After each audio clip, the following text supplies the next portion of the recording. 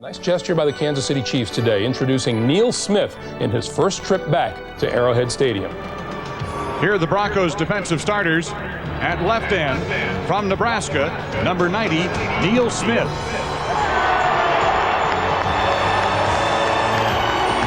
At left tackle. What a day in Kansas City. No clouds, 35 degrees, and the Denver Broncos, the number one team in the AFC-West, come to town against the Kansas City Chiefs. 78,000 partisan fans to make it a tough day on John Elway and Denver. Kansas City knows well a loss would run them into the fight for a wild card in the playoffs, but a win would give them high hopes to capture the AFC-West themselves. As we welcome you to Arrowhead Stadium, Paul McGuire and Phil Simms. And Kansas City hopes that they will welcome back their star defensive end and pass rusher. Derek Thomas, he's back, he's healthy. Marty Schottenheimer and Derek Thomas have labeled this his breakout game. He's been hurt, he's got to come through today, he's got to pressure the quarterback for Kansas City to have any chance to win. On the other side, the ex-Chiefs playing for the Broncos, Neil Smith, he'll play on emotion today, being back home for the first time. Keith Traylor, though, Mike Shanahan says this guy's the one that's been making the plays, 305 pounds inside, doing a terrific job. There's much to look forward to, and from our viewpoint, two of the running backs that really excite the league. We are really in for a rare treat. We've got a sure Hall of Famer, and Marcus Allen's going to be playing for the Kansas City Chiefs, and Marcus Allen told us yesterday he's going to play a lot more than he has in the past, some 20, maybe 25 times carrying the ball. On the other side, Terrell Davis. He was a future Hall of Famer, one of the best running backs in the National Football League today. These two guys went to the same high school in San Diego, California, Lincoln High School, and Marcus Allen said about Terrell Davis, he said, I think he's one of the best players in the game today. The hottest runner in the league. It's a high-flying start in Kansas City. The kickoff coming up. And Lieutenant Colonel Gary Scott.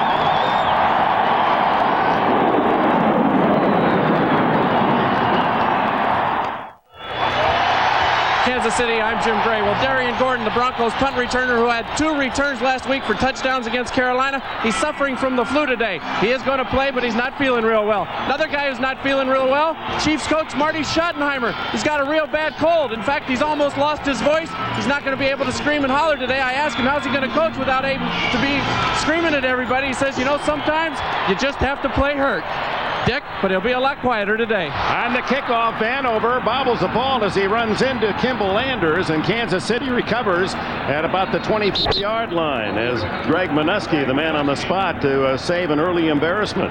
On comes Rich Gannon, replacing the injured Elvis Gerbach. Broken collarbone Gerbach having a good year. Gannon has started some 45 times in his NFL career. Here's the offensive line. Criswell, the strength in the middle. Zott, Grunard, and Shields. Parker, the former Bill. In the backfield, it's Greg Hill, the youngster, but we'll see a lot of Marcus Allen. At Kimball Anders, a lot of catches expected from him. Risen and Hughes outside, and the tight end is veteran Derek Walker. That's Hughes in motion, and the handoff to Greg Hill. Breaks a tackle of Steve Atwater, and he's in the clear at the 40. He's at the 50, and all the way to the Denver 41-yard line.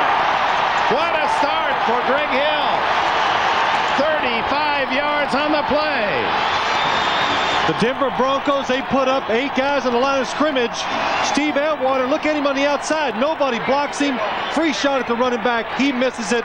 Now there's no safety to make the tackle. Greg Hill makes a good run out of it. Boy, when Steve Atwater doesn't get you, you've made a good run. First down at the 41. Now Marcus Allen in at tailback. Gannon brings Hughes in motion. That's Risen on the far side, and Marcus Allen bolts to the 40, and they're waiting in the Denver defensive side. A gain of maybe a yard as Alfred Williams makes the stop. Defensively, Denver reads this way in their 4-3 alignment. Smith, the former Chief. Traylor played here as well. Tanavasa has replaced Michael Dean Perry, and Alfred Williams, who had that sensational season a year ago with 13 sacks. Mobley, Aldridge, Romanowski, solid at linebacker. Crockett and Gordon at the corners. Atwater and Braxton, the Broncos safeties. Second down 9 for Gannon, who played at Delaware. The former Blue hands first pass, pass is complete to the 35, a gain of only 5, as Danon Hughes has his 6th catch of the season. Well, the Denver defense, they're going to dare this Kansas City offense to throw, and you think they would because they're going to play single coverage outside, but Kansas City's got to do what's best for the team. Even if Denver has extra guys up there, they got to try and run the football today. Well, we saw at Denver the first 3 plays, Phil, Dick, they've got 8 men up in the box, and they're telling you what they're telling Kansas City. Okay, we're going to be here. You're not going to run the football. You're going to have to throw it outside. 3rd down and a long 4. That's Vanover in motion. The fake to him. Gannon keeps. He's a good runner, but Denver able to corral him, push him out of bounds shy of the 1st down outside the 32-yard line. Neil Smith made the play for Denver, and Marty Schottenheimer indicates he's going for it. Well, I'll tell you, Romanowski made a great play. Marty Schottenheimer, though, Paul, he can't talk, so he's just doing the hand signals there. You see that? First down, let's go for it. So the team understood the language. Well, it's wind conditions, it's weather conditions, and it's the strength of the field goal kicker. Can Stoyanovich kick it that far? It would be a 50-yard field goal if he had to kick it. They come in with a extra tight ends. It's 4th and 2.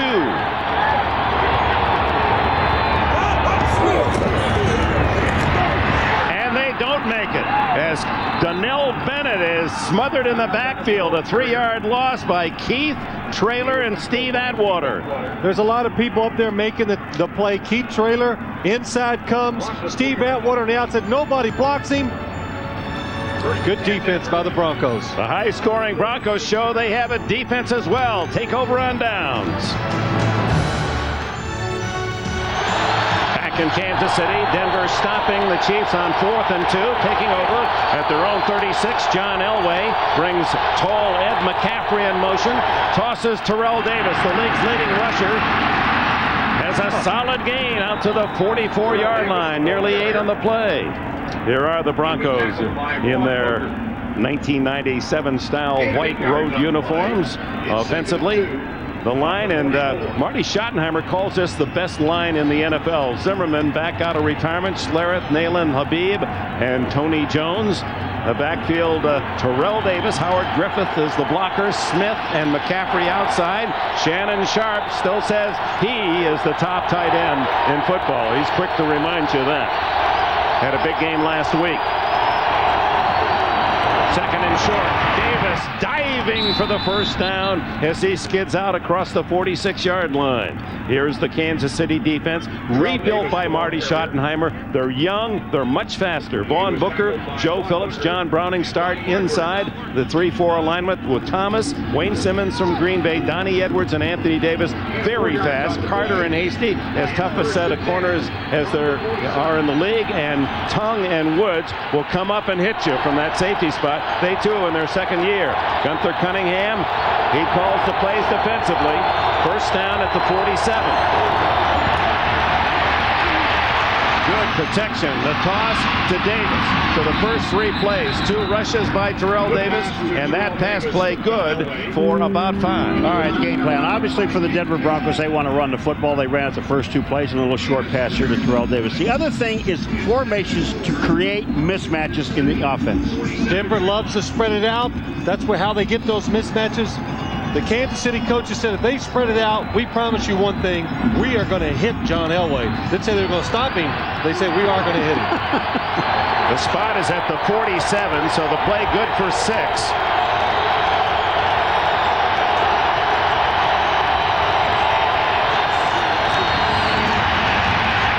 Elway guns it in, complete through the hands of Shannon Sharp at the 30, and a flag is down where Elway threw the ball. You talk about formations. Look, Shannon Sharp, number 84, on the outside like a wide receiver. It's a zone. He goes across the middle. Nobody there. The ball's to the back shoulder. Doesn't adjust to make the catch. What did he tell us yesterday? Shannon Sharp told us yesterday, he says, I want to get one-on-one on James Hasty. Well, that time it was a little bit of a zone. We go use to the hands.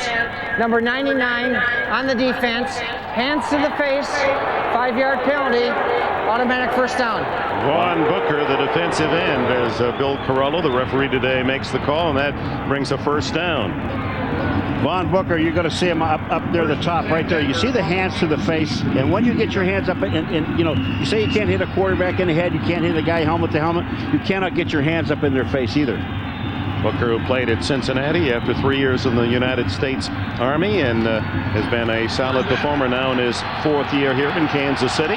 First down at the Chiefs' 42. No score. 10 minutes left in the opening quarter. Terrell Davis. Nothing inside where he likes to run tackle to tackle, so he swings it outside, and another solid gain of 7 on first down. Terrell Davis, the Denver Broncos, it's so hard to get it out of your mind. This is a power team that runs the football, and he's been spectacular this year. 127-yard average per game and leading the lead, Terrell Davis. There are the running elite of the National Football League that Paul mentioned. Marcus Allen and Davis went to the same high school, Lincoln in San Diego. He was 5.5 years old when Marcus graduated. Well, Marcus is glad to hear that. Marcus, the oldest running back in the history of the National Football League. Davis plowing up the middle will be short of a first down as he gets to the 34. It'll be a 3rd and a short 2. There's the comparison. Marcus Allen, the first of 40 games of their careers. Davis with more yardage, but not receiving, as Marcus, of course, that's one of his strengths, and more touchdowns for Allen, who's always been a great touchdown maker through college and the NFL. So we've seen a couple of tosses to Terrell Davis, and one of the things that Marty Schottenheimer said about the Denver Bronco offensive line, they don't hold blocks a long period of time. They slide down the line of scrimmage. They get a piece of someone and hope Terrell Davis can cut it back up inside, and that's what he does best.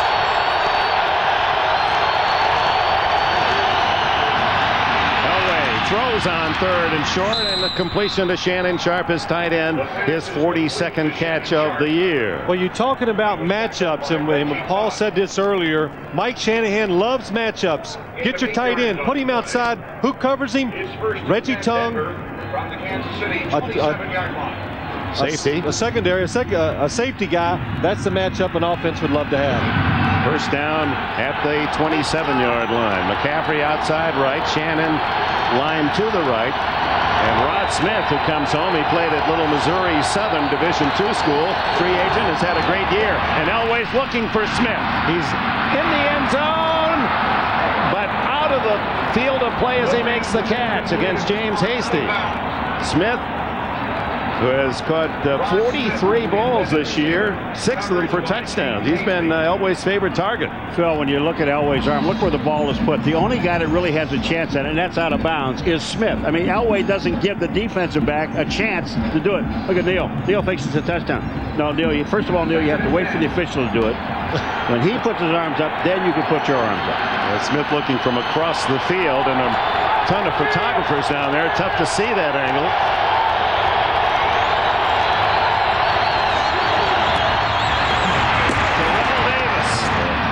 He charges to the 16-yard line, and that will be a first down. Well, we talked about that Denver offensive line. Nailing the center. Schlereth, watch the blocks they get. Gary Zimmerman, the left tackle, blocking down, pulling around. Tony Jones, number 77, does a good job sealing off the inside. And again, up the middle. We said it already once this game. This is a power running football team. They try to beat you up. And they don't hit anything. They're dominant about it. They just line up and tell you, here we come. 30 yards for number 30, Terrell Davis. Fake to Davis. Elway, a lot of time now. Throws to the end zone, incomplete. Ad-libbing in the back of the end zone was Willie Green. And Ed McCaffrey, I think for a while there, Elway was hoping that McCaffrey would leave his block and go into the short zone. See, this is what happens when you can run the football so well. John Elway's back in that backfield, taking forever. Watch Dale Carter, number 34, aggressive, loves to use his hands, and he's using them and continues to use them, and it wasn't called. But Dale That's Carter, not holding if they don't throw the flag, you know. Well, that's right. Dale Carter, James Hasty, love to use their hand, aggressive corners, probably the 2 most aggressive in the league. Second down 10. Sharp in motion, toss to Davis. Ooh, what a hit by James Hasty. That's why Hasty is regarded so highly by Marty Schottenheimer. Not only a good cover man, but he'll come up and crack that running back. James Hastings is he's one of those corners that's physical, still can run along with wide receivers, and he's one of these guys, if he ever does lose a step because he's a big guy and he can hit, he'll be a safety someday. You know, the other thing about it, though, when you remember the Denver Broncos, if it was 2nd and 10, Elway's throwing the football. Not anymore with this team. If it's 2nd and 10, 3rd and 10, doesn't make any difference. They still may give the ball to Terrell Davis. 3rd down and 8. Elway shotgun. Gonna run it. Big gap, and he dives to the 5, and that'll be good enough for a 1st down. You know, when you look at what Elway does here, and you say, okay, John, we don't need you to do this. We need you to slide. But if you look at the end of this play, when John Elway comes out, watch his head, look for the flag to see where the line of scrimmage is. See it look left? When he looks left now, he knows the only way he can get the 1st down is dive for it. And also, those Kansas City Chiefs defenders, they know if he dives, and you can see John Elway, pretty good runner in his career. When he dives, you're allowed to hit him if he dives head first. He landed heavily, and he may be taking a timeout now just to catch his breath. No score, but Denver threatens. They take a timeout here because Elway lands on the ball. Looks like his elbow and the ball, but when you see the ball, you'll see it underneath him right here when he hits down. But watch when he bounces up in the air. Look where the ball is. It's right underneath his chest, and that's where he hit. They took a timeout. He's back in the game. He's all right. 1st and goal at the 5. This drive starting back at the Denver 36 after they took over on downs. Terrell Davis gets 2. Draws the crowd, and coming up from the secondary, Reggie Tung again, number 25, to help out on the tackle. We've seen Terrell Davis for 2 years now, Phil, and we watch him. He's the leading rusher in the National Football League. Why? Well, a lot good offensive line, good system. Alex Gibbs, their offensive line coach, I'll never forget 2 years ago, he told us in practice, they preached to this guy, you can only do one thing. That's one cut, get up in that line of scrimmage and make some yards, and that's really worked well for this team. From the 3. Davis hit at the line of scrimmage as Dale Carter came up from the secondary to hit him in the backfield. Now, you know, it's really important for Kansas City to stop the Denver offense in this drive because they don't want to play a fast-paced game today. You get down 7-0, 10-0. Now you got to change your play calling so they can stop them, keep it 3-0. Then they can come out and still be conservative on offense because they're not going to win a shootout against the Denver Broncos. And on that particular play, Dick, they just had too many guys. There weren't enough people to block them. 3rd and goal, 14th play of the drive.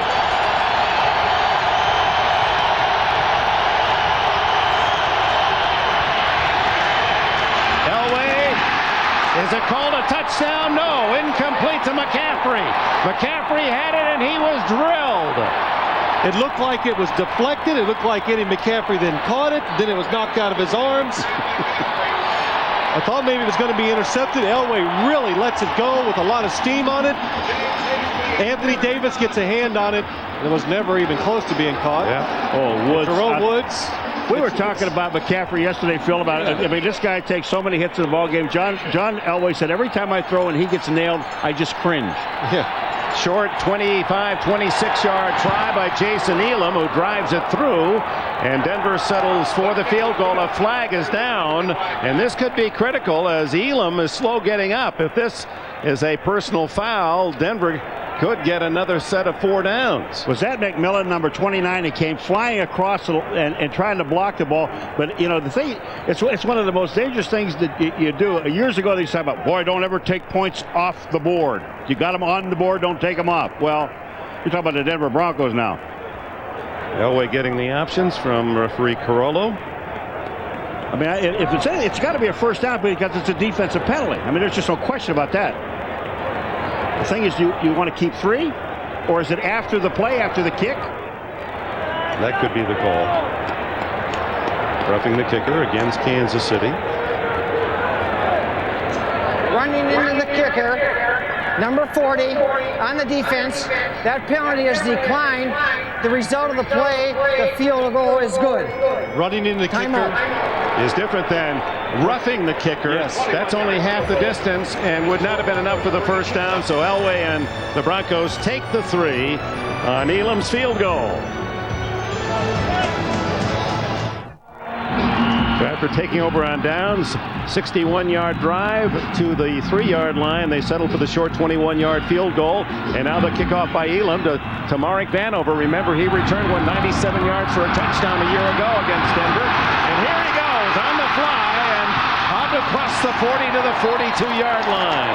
Tackled by Tim McKyer. 32 on the return. Let's go back to the field goal try and the penalty. All right, it's Hasty and it's not McMillan. I made the mistake. It's number 40. Now watch Hasty go through. Now it really looks dangerous there, like he really hit the kicker. We're going to show you another angle. Here's what you call running in. Watch the leg of Elam. Does he hit the leg? No. He goes by and he hits him like almost in the chest. It's only running into the kicker. I like the call.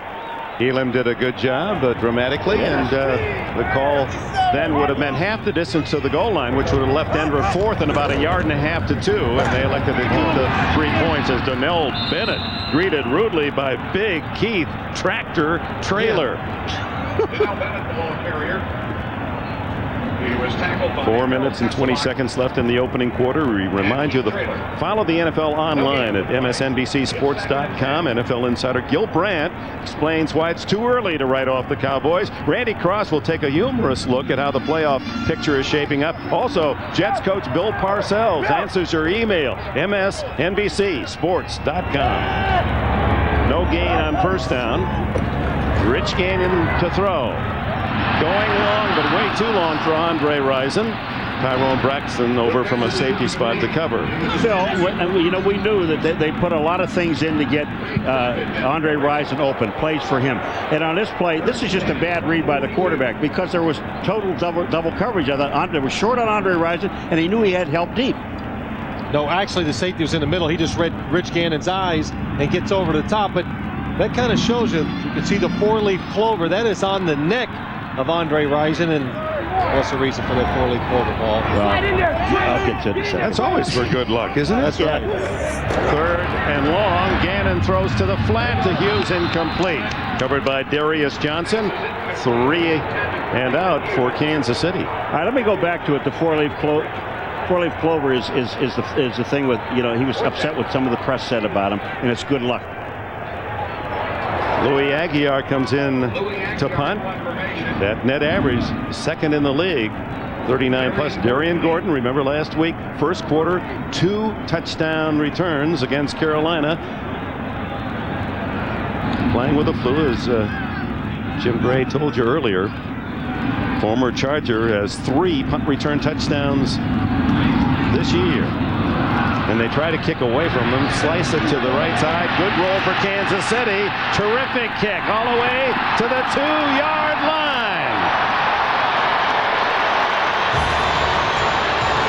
Kansas City pins Denver in the hole. The Broncos with the early lead. 23 is Clyde Johnson. He's with the Kansas City Chiefs. Darius Johnson's number 25, and he's also getting help. What, you think it's hard getting downfield when you're double covered? Watch this. Now, they can't hold him on the ground. They can lean on him. Here he's back up again. Darius Johnson back on him again. I'm saying, boy, that ball's just bounced around. Thank God I don't have to run down. Meanwhile, it took a terrific roll for Aguiar, a 56-yard punt. First and 98 for John Elway. Does that sound familiar? 11 years ago, Marty Schottenheimer in Cleveland saw Elway take his team 98 yards for that tying touchdown on the way to the Super Bowl. Terrell Davis for 2 yards. And for a report on action elsewhere, we go to Greg. Second down and 8 here. Broncos leading 3-0 with their 9-1 record. Their only loss at Oakland. Kansas City, perfect 4-0 at home this season, and this crowd trying to help with Elway pinned down in that end zone area. Davis finds a crease and charges out to the 13-yard line and a first down. James Hasty made the tackle. 10 more for Terrell Davis, and the man who leads the league coming in with nearly 1,300 yards has 46 today. Watch Terrell Davis is going to come to our right. Just looks like there's not going to be anything there. And Paul, that's what they always say. Run to daylight. Oh, there he finds a little. He set it up with a little move inside, going forward, makes that cut. positive yards. That one move. One move, that's right. Made the linebacker, made him go forward inside. Howard Griffith, the lead blocker for Davis. And Davis straight arms and was a man away from something really special. He's across the 30, tackled by Jerome Woods.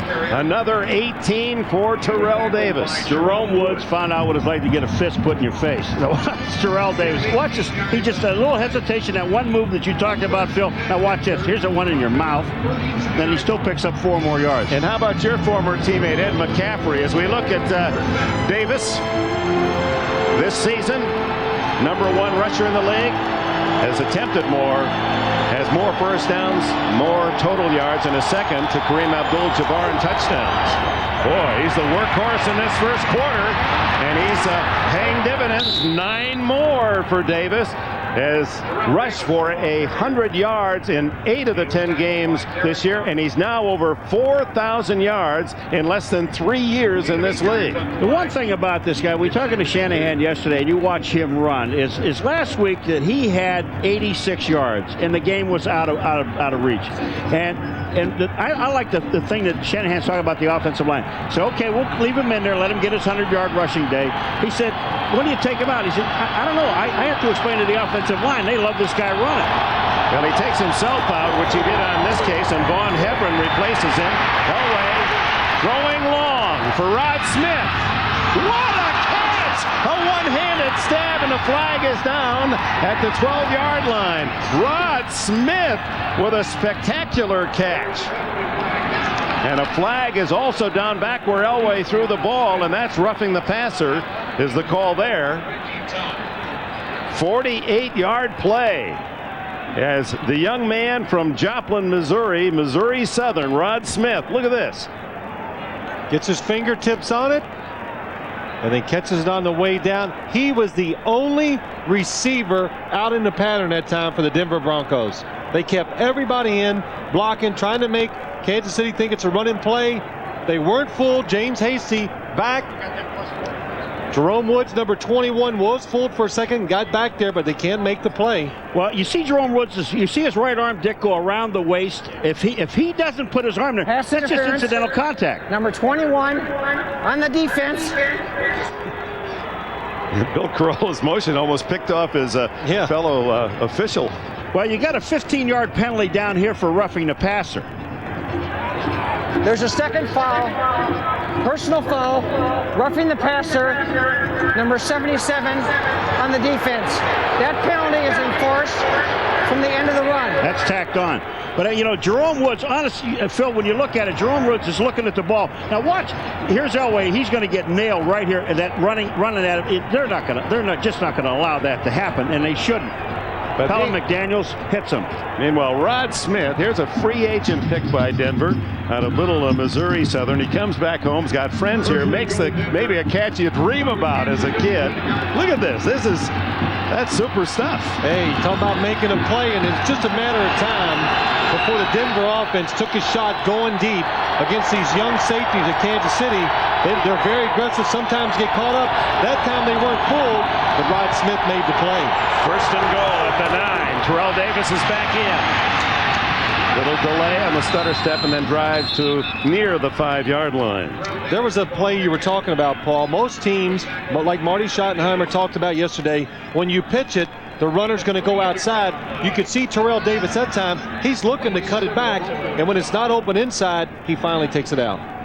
So we come to the end of the first quarter. Rod Smith's 43-yard circus catch giving the visiting Denver Broncos a chance to add to their 3-0 lead. You're watching the NFL on NBC.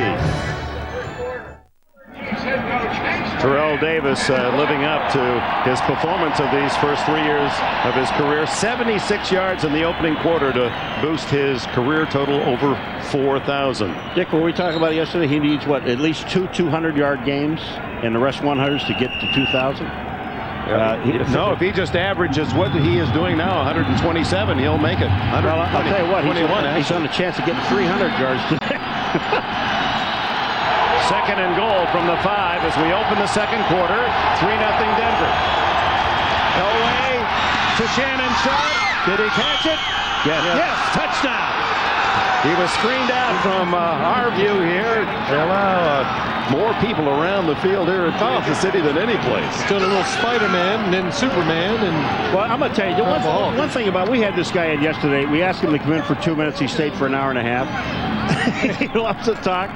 Shannon Sharpe, but he said, you get me out one-on-one on anybody, and I don't care who it is, on anybody, I'm catching the ball. Especially defensive backs. He says they're skinny. They don't know how strong I am, and I can take advantage of them. And that was one of the reasons that time he caught the touchdown pass. Jason Elam kind of chunked that one through. But Shannon Sharpe, who says, I'm the cigar. Jerry Bailey just said, when you hit for home, just let me go. He said, I'm heading for home. And on the way to the playoffs, he has a touchdown, his second of the year. Denver celebrates 10-0. IBM, solutions for a small planet. 10-0 Broncos. Elam kicks it off. Spins it down to the 5-yard line to Tamarick Vanover. Vanover spun down at the 26-yard line. Let's go back to the touchdown as a flag is down on the kickoff return, usually against the offense, but Shannon Sharpe's 6-pointer. Shannon Sharpe against Dale Carter. Dale Carter hurt right shoulder, doesn't jam him at the line. It's good defense. What it really is just a spectacular catch by Shannon Sharpe. He fights for the ball, pulls it in with his left hand to his body and makes the catch. And that culminates a 98-yard drive engineered by Elway, and Shannon Sharpe goes through. This is the entire production, not just one little line. He does the whole play. How about salute the Hulk? He did Spider-Man first. He's stealing other people's material. That ain't right. That's a repertoire. He says that other guy, Ben Coates, he said he's like Dominic Wilkins. He gets all his catches when the game is already decided. Marcus Allen trying to inspire Kansas City. Gets out to the 11-yard line. John Mobley makes the stop. As Elway, just as he did 11 years ago, marches his team in a hurry, 98 yards for a touchdown. What a catch on not only Davis's run and Sharpe's fine catch, but within that 98 yards was that sensational 43-yard reception by Rod Smith.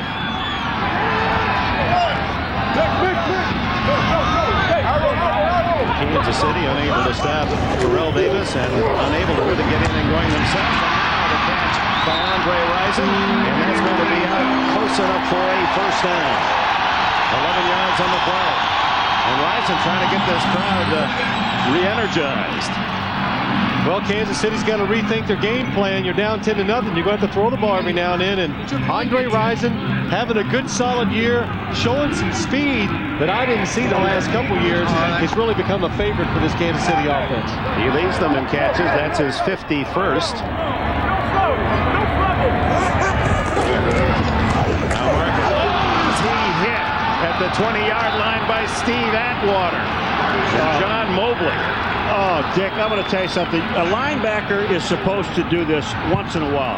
Watch this. Mobley. Nobody touches Mobley. The block is not there, and Mobley just nails Marcus. What happens? John Mobley uses his speed. He runs around the block and still can make the tackle in the backfield. Boy, a loss of a couple yards, and Mobley was really matured this year, averaging nearly 10 tackles a game. They call him Cheetah. He moves stealthily. Not a dumb rookie anymore. The throw to Kimball Landers. Consistently the top receiver in Marty Schottenheimer's attack, and Mobley shows he can go outside to make a tackle as well. This is what Phil talked about with great speed at linebacker. Mobley that time was basically caught on the inside when Kimball Landers goes to the outside, and Mobley has enough speed to get to Kimball Landers and saves the first down.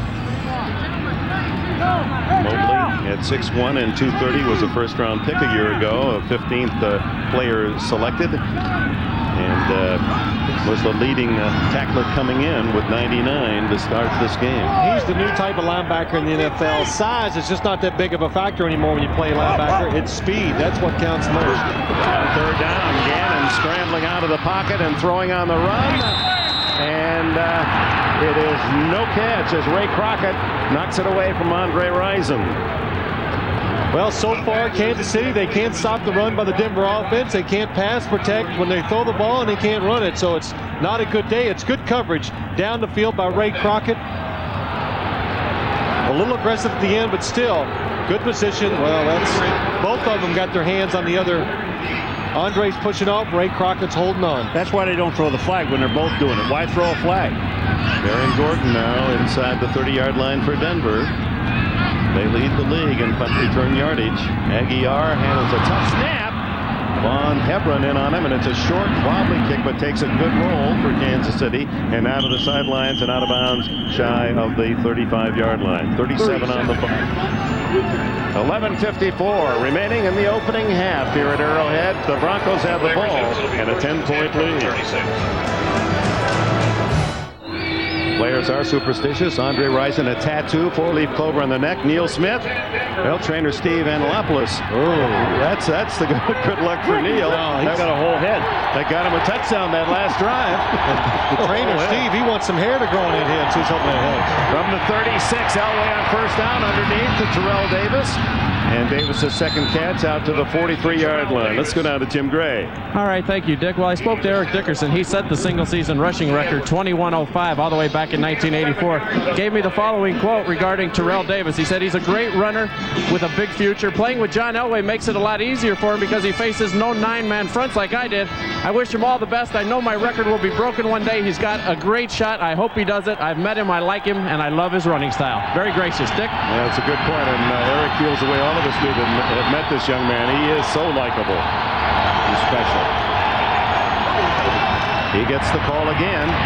There's nothing there, but he makes a little out of nothing. Gains a yard or so, but is shy of the first down. It'll be third down and about 1.5 yards to 2 as Wayne Simmons, acquired after the season began from Green Bay for a number 5 draft pick, makes the tackle.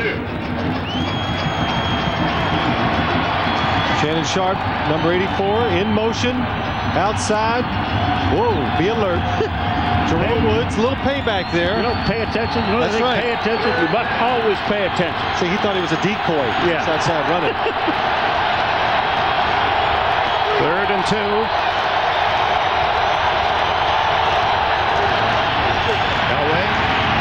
Rifles it to Sharp and a first down at the Kansas City 41-yard line. Reggie Tung, the tackler, 15-yard play. Well, again, Shannon Sharp on Reggie Tung, a safety, uses his strength, knocks him back, creates separation, gives an angle for John Elway to throw. But watch John Elway. He goes back, he knows the pattern, he likes what he's got to the right. It's not open, wait, then hit him in the open hole in the middle of the field. Good job by John Elway. Making fun of the way I talk again, Paul. I saw that open hole. Drives to the 38-yard line. I like a little Kentucky verbiage. I do too. I like windage. It's verbiage and windage. And they invented that in Kentucky. We came here, it was co, and then it had an open hoe. And I like it. It's kind of different. I'm gonna put the on him. Second down. You can't say what you normally say to Paul. I know. We'll let you say that. Dummy. He will whack me when this is over. I can tell you that. Yeah, that's a promise. How about that first down? 6.8-yard average thus far. 81 already for Terrell Davis. Dwayne Carswell in motion. Elway to Rod Smith.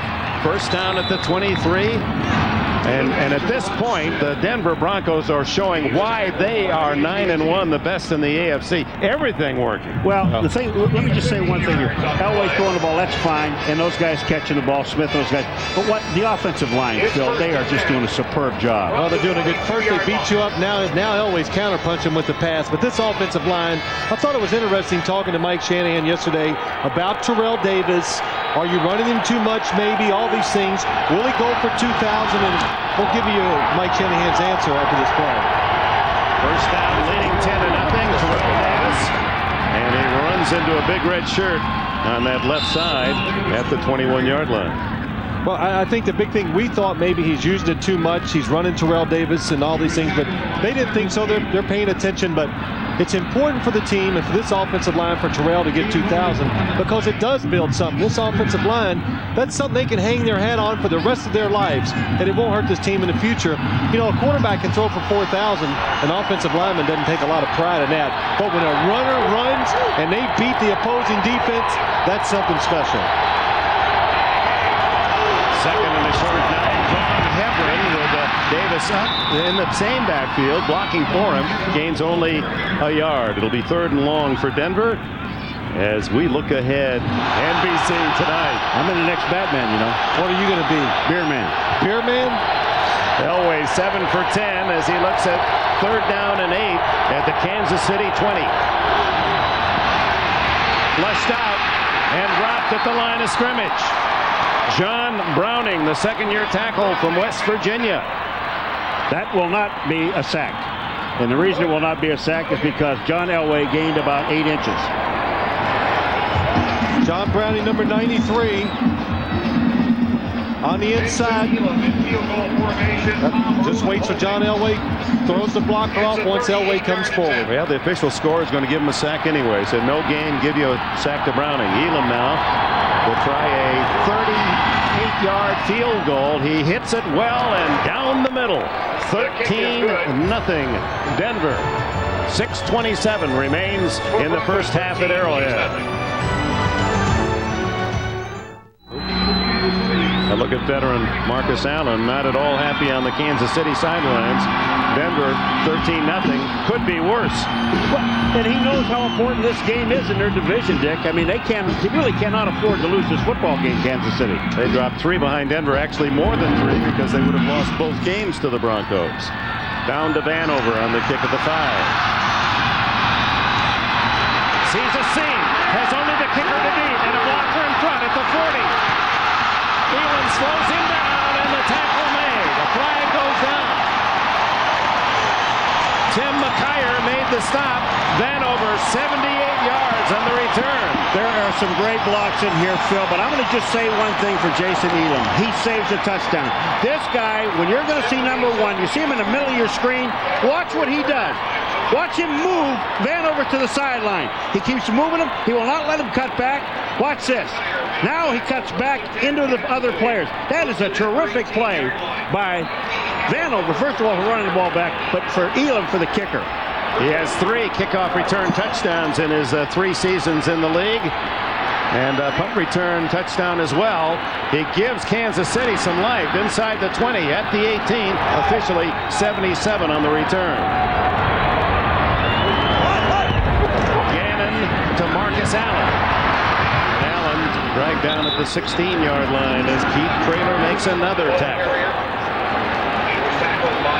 Well, Tamarick Vanover, what a good kick returner can do for the lifeblood of a team. And Vanover victimized the Broncos, as we told you, last season at Mile High. Took the kick at his own 3 and off on the run, 97 yards.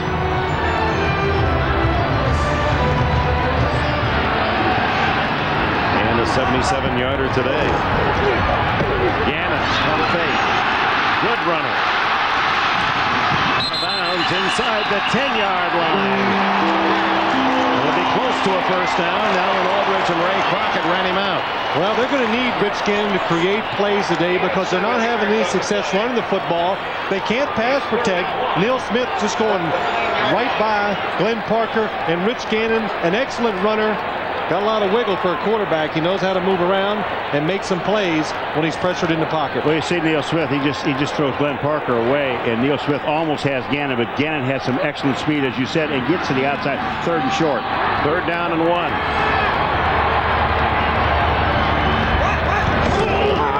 Marcus Allen has the first down, drives to the 6.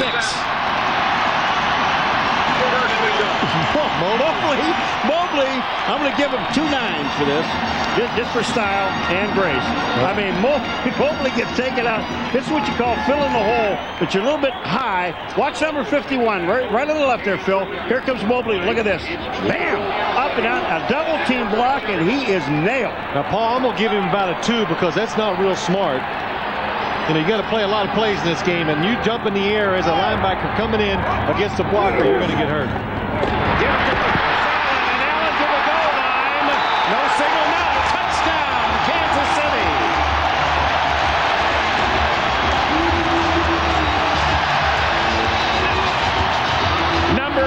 this year for Allen from 6 yards. His 118th touchdown in the NFL, rushing the all-time high. Well, the old man, oldest ever to carry the ball in National Football League history, delivers again thanks to Marek Vanover's 77-yard kickoff return. Pete Stoyanovich with the point after. And Kansas City back in it, 13-7. Well, if you're going to run the football day against the Denver Broncos defense, it's got to be inside. Good job by number 68, Will Shields. Kimball Anders with another good block, number 38. Creates the hole.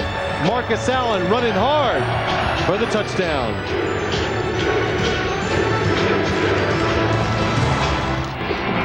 Marcus Allen, the incredible 16-year veteran from Southern California, knows well the importance of this game and his performance, helping to spark Kansas City back in it, 13-7. A wobbly kickoff by Stoyanovich. Chamberlain bobbles, picks it up. The tight end heads upfield across the 25, fumbles the ball. A scramble at the 27. This could be big.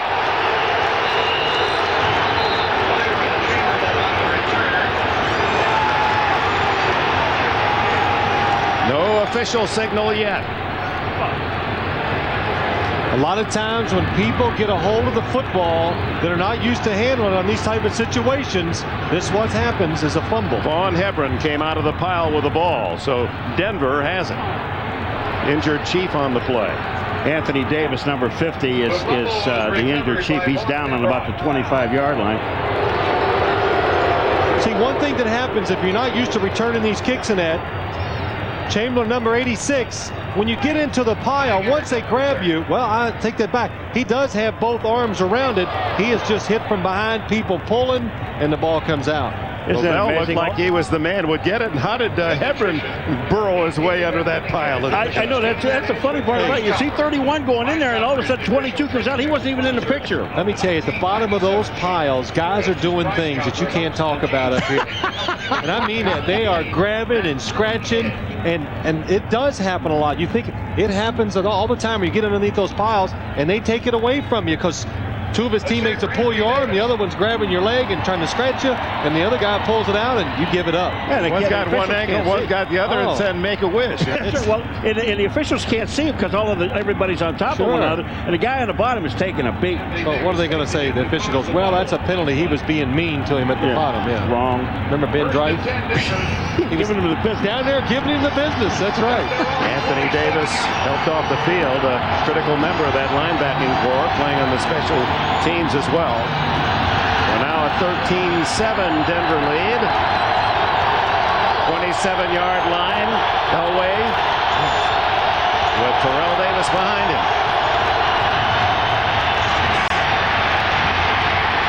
Knocked down for the second sack at the 24-yard line. So momentum swinging in Kansas City's favor. What's happening elsewhere, Greg? After that slow start, Greg, Dennis Erickson's team really playing excellent football. Tom Barnt was the sack collector on that first down play. 2nd and 13 Denver. Watch out. Elway lucky to hold on as Derek Thomas goes over the century mark with a sack. And almost had a fumble as well. He just goes right around Gary Zimmerman. Gary Zimmerman never even slowed him down. Well, what happened is that Derek Thomas just did a terrific job of guessing the snap count, anticipating, and I thought maybe he jumped off sides for a second, but it's perfect timing. Gary Zimmerman, the crowd is loud, not able to get that left foot back and get in front of the pass rusher. That created the sack. You saw Derek Thomas wanted to be sure that ball went to his trophy case. He's over the 100 mark, only 2.5 sacks this year. He's had that torn tricep muscle that's kept him out of duty, and when he did play, not up to his caliber of excellence. Lots of noise, and John Elway wants to make sure of this third long call. Time out. Welcome back. Denver's lead has been whittled to 13-7, and they look at 3rd down and 23. Look at, after the sack by Thomas, he looks into the face of Elway and says, mind if I have the souvenir? Elway had a smile as they delivered the ball. Terrell Davis. And they play it safe out to the 25-yard line as Davis collects another handful of yards as he moves closer to 100. He has 94 today, but that brings up 4th down. And with 3:09 left in this first half, Kansas City calls time. Well, that time. Oh, I'm sorry. Go ahead, Dick. I was just going to mention that Tamarick Vanover is on the field, and everyone will focus on him after that kickoff return. We were talking during the break. Watch Tamarick Vanover when he runs. He's got, I think, size 14 shoes At least. Usually guys that run real fast are on their toes or sprinters.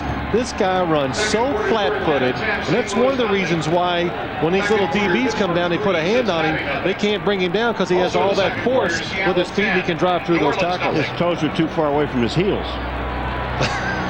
And your brain's too far from your body, but that's okay. He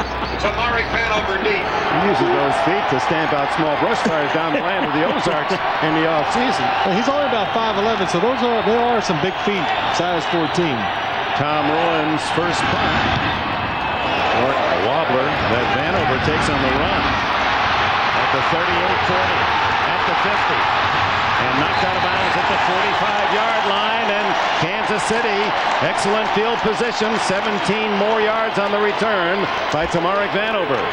Glenn Cadrez made the tackle. Well, 2 years ago, when he would catch a punt, you would just be, everybody in the stadium would stand up. Last year he was hurt, but watch him when he comes up. You can see it. He's pounding those feet, boom, boom, going around, and it is amazing for somebody that runs flat-footed that has such good speed. Yeah. Yes. First and 10, Kansas City. Kansas City starts at the Denver 45 with 2:59 left in the half. 13-7 Broncos. That's Joe Horn in motion. Give it to Marcus Allen. And Allen inside the Denver 40. A gain of 6. Well, you see Marcus Allen, the touchdown he ran with authority, this play here with authority. But before that touchdown, when Denver went up 13-0, he went to the bench and he chewed out a whole lot of people and said, we got to get back into this football game. But there's one way to do that, by his leadership, getting back in the game and doing what he does best. That and a great special teams play by Vanover. Right. Veteran Steve Wallace has moved in at left tackle, replacing Jeff Criswell. No, that's Marcus Spears. Marcus Spears in that. Marcus Allen has a first down, and maybe Kansas City has found something up the middle. You know what the difference is with Marcus Allen when he runs? When you look at Marcus Allen, don't look at the upper part of his body. You look at his legs, because when he hits the hole, it's almost stopped right here. Watch Marcus Allen. Now watch, he hits here, and his legs are still moving. As his legs move, the pile opens, and he comes out of it. Tanavasa makes the stop, and we're at the 2-minute timeout here in Kansas City, where the Broncos' lead is 13-7. After the Broncos dominated first quarter and a half, Kansas City starting to find some plays that work, and Marcus Allen's running, couple of rushes, a first down and a touchdown. What are they doing differently, Phil? Well, they're doing what all teams should do. They're going to the strength of their offense. That's Tim Grunhard, the center, Dave Shields. Run the football inside where you have a chance to block the defenders. Going with two tight ends, Walker and Tony Gonzalez, and this one is headed for Andre Rison. Incomplete. Ray Crockett is called for interference. And this is called, they call this penalty because Ray Crockett impedes the progress of the wide receiver going down the field. This is one that will always get called. Number 39 on the defense. First down. The one thing that Crockett's complaining about is he's saying, well, now watch what Crockett does. We talk about impeding right here. He cuts in front. All right, cuts in front. Now what? Here's where he's mad now, because now he's looking back at the ball. Well, he's saying, well, I didn't do anything. You're not doing anything there. You did it before. Slowed him down. That's right, Paul. Exactly. 24 yards on the interference penalty. First and goal, Kansas City. And now in the final 2 minutes, the Chiefs have a chance to take the lead before halftime. That is remarkable considering what we saw the first quarter and a half. And it's Marcus Allen trying to slither his way sidewise through that hole. Gets to the 5. It's like getting beat in a fight for 14 rounds, and then 10 seconds before it's over, you know, you knock the other guy out. I mean, that's the Broncos have physically dominated this game the whole first half until this last couple minutes, and could be trailing at halftime. Well, and what I would like to see, something you mentioned a couple of plays ago, if you're going to run against the Denver Broncos, you might as well take it between the two guards in the center and get in the middle of the field. Don't stretch these guys out. They're too fast. Rising to the left. And Allen in motion, the backfield empty. Gannon scrambling. Throw. Touchdown, Danon Hughes.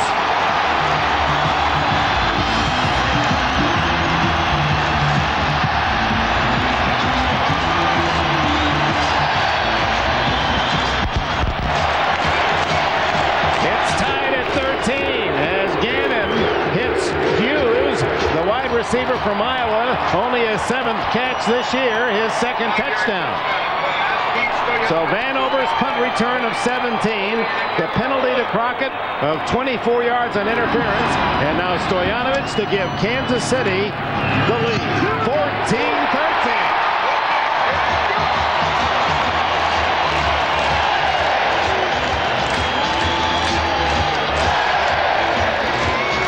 The one thing about that defense, Phil, is when Kansas City came out of the huddle, the Denver Broncos were running all over the place.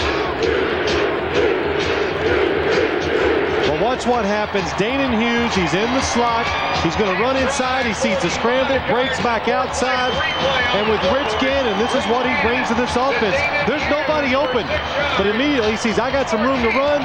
The receivers, they know we got a running quarterback. Break your routes. Easy touchdown.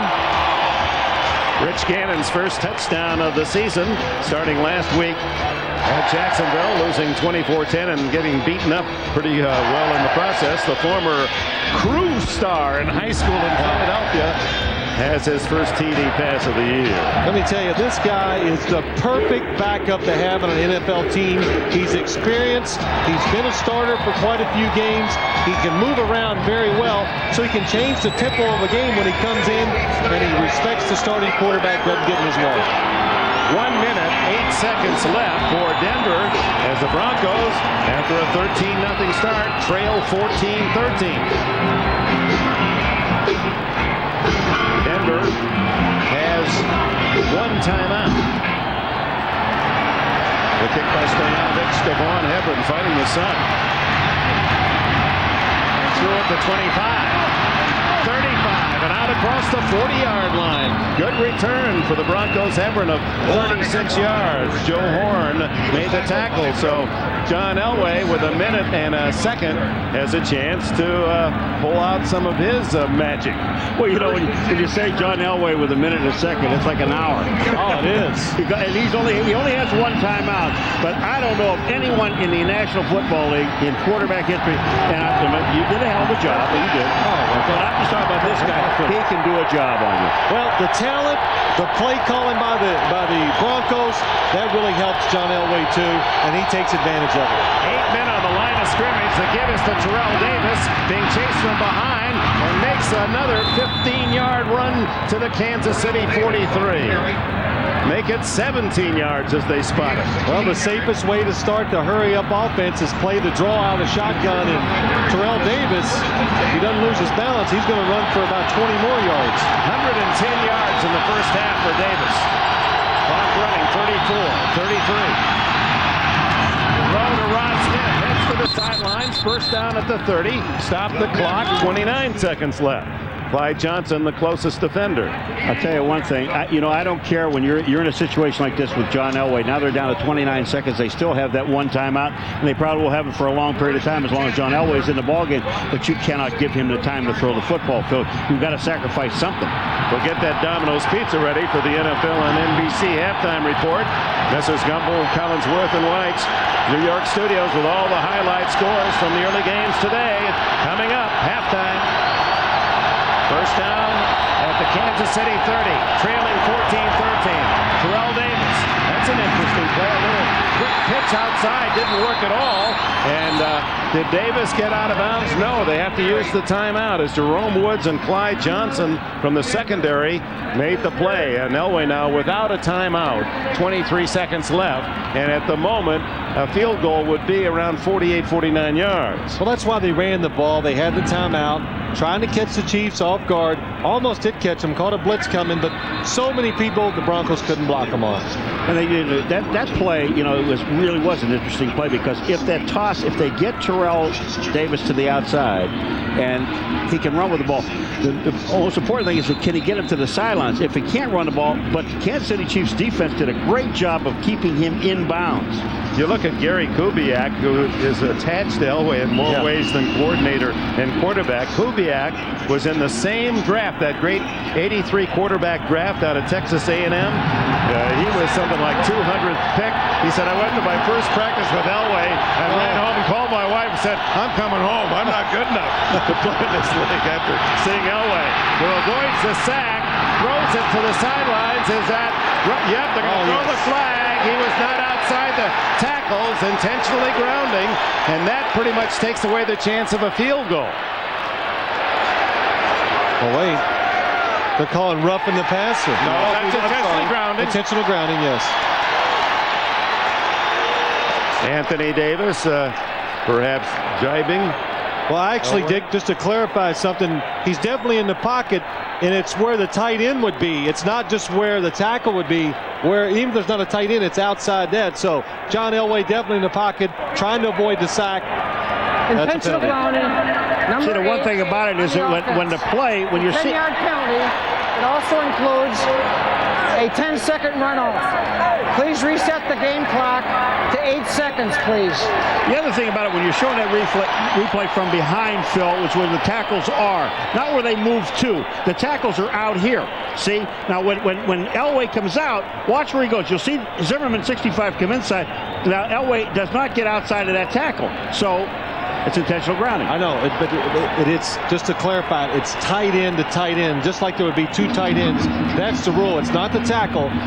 We all talk it. It's to the tight end. Well, so 4th down and something like 22 or so, but they run 10 seconds off the clock, so only 8 seconds remain, and make that 3rd down. And they are going to try a field goal after all. We thought they might go for the long pass in the end zone, but out is Jason Elam.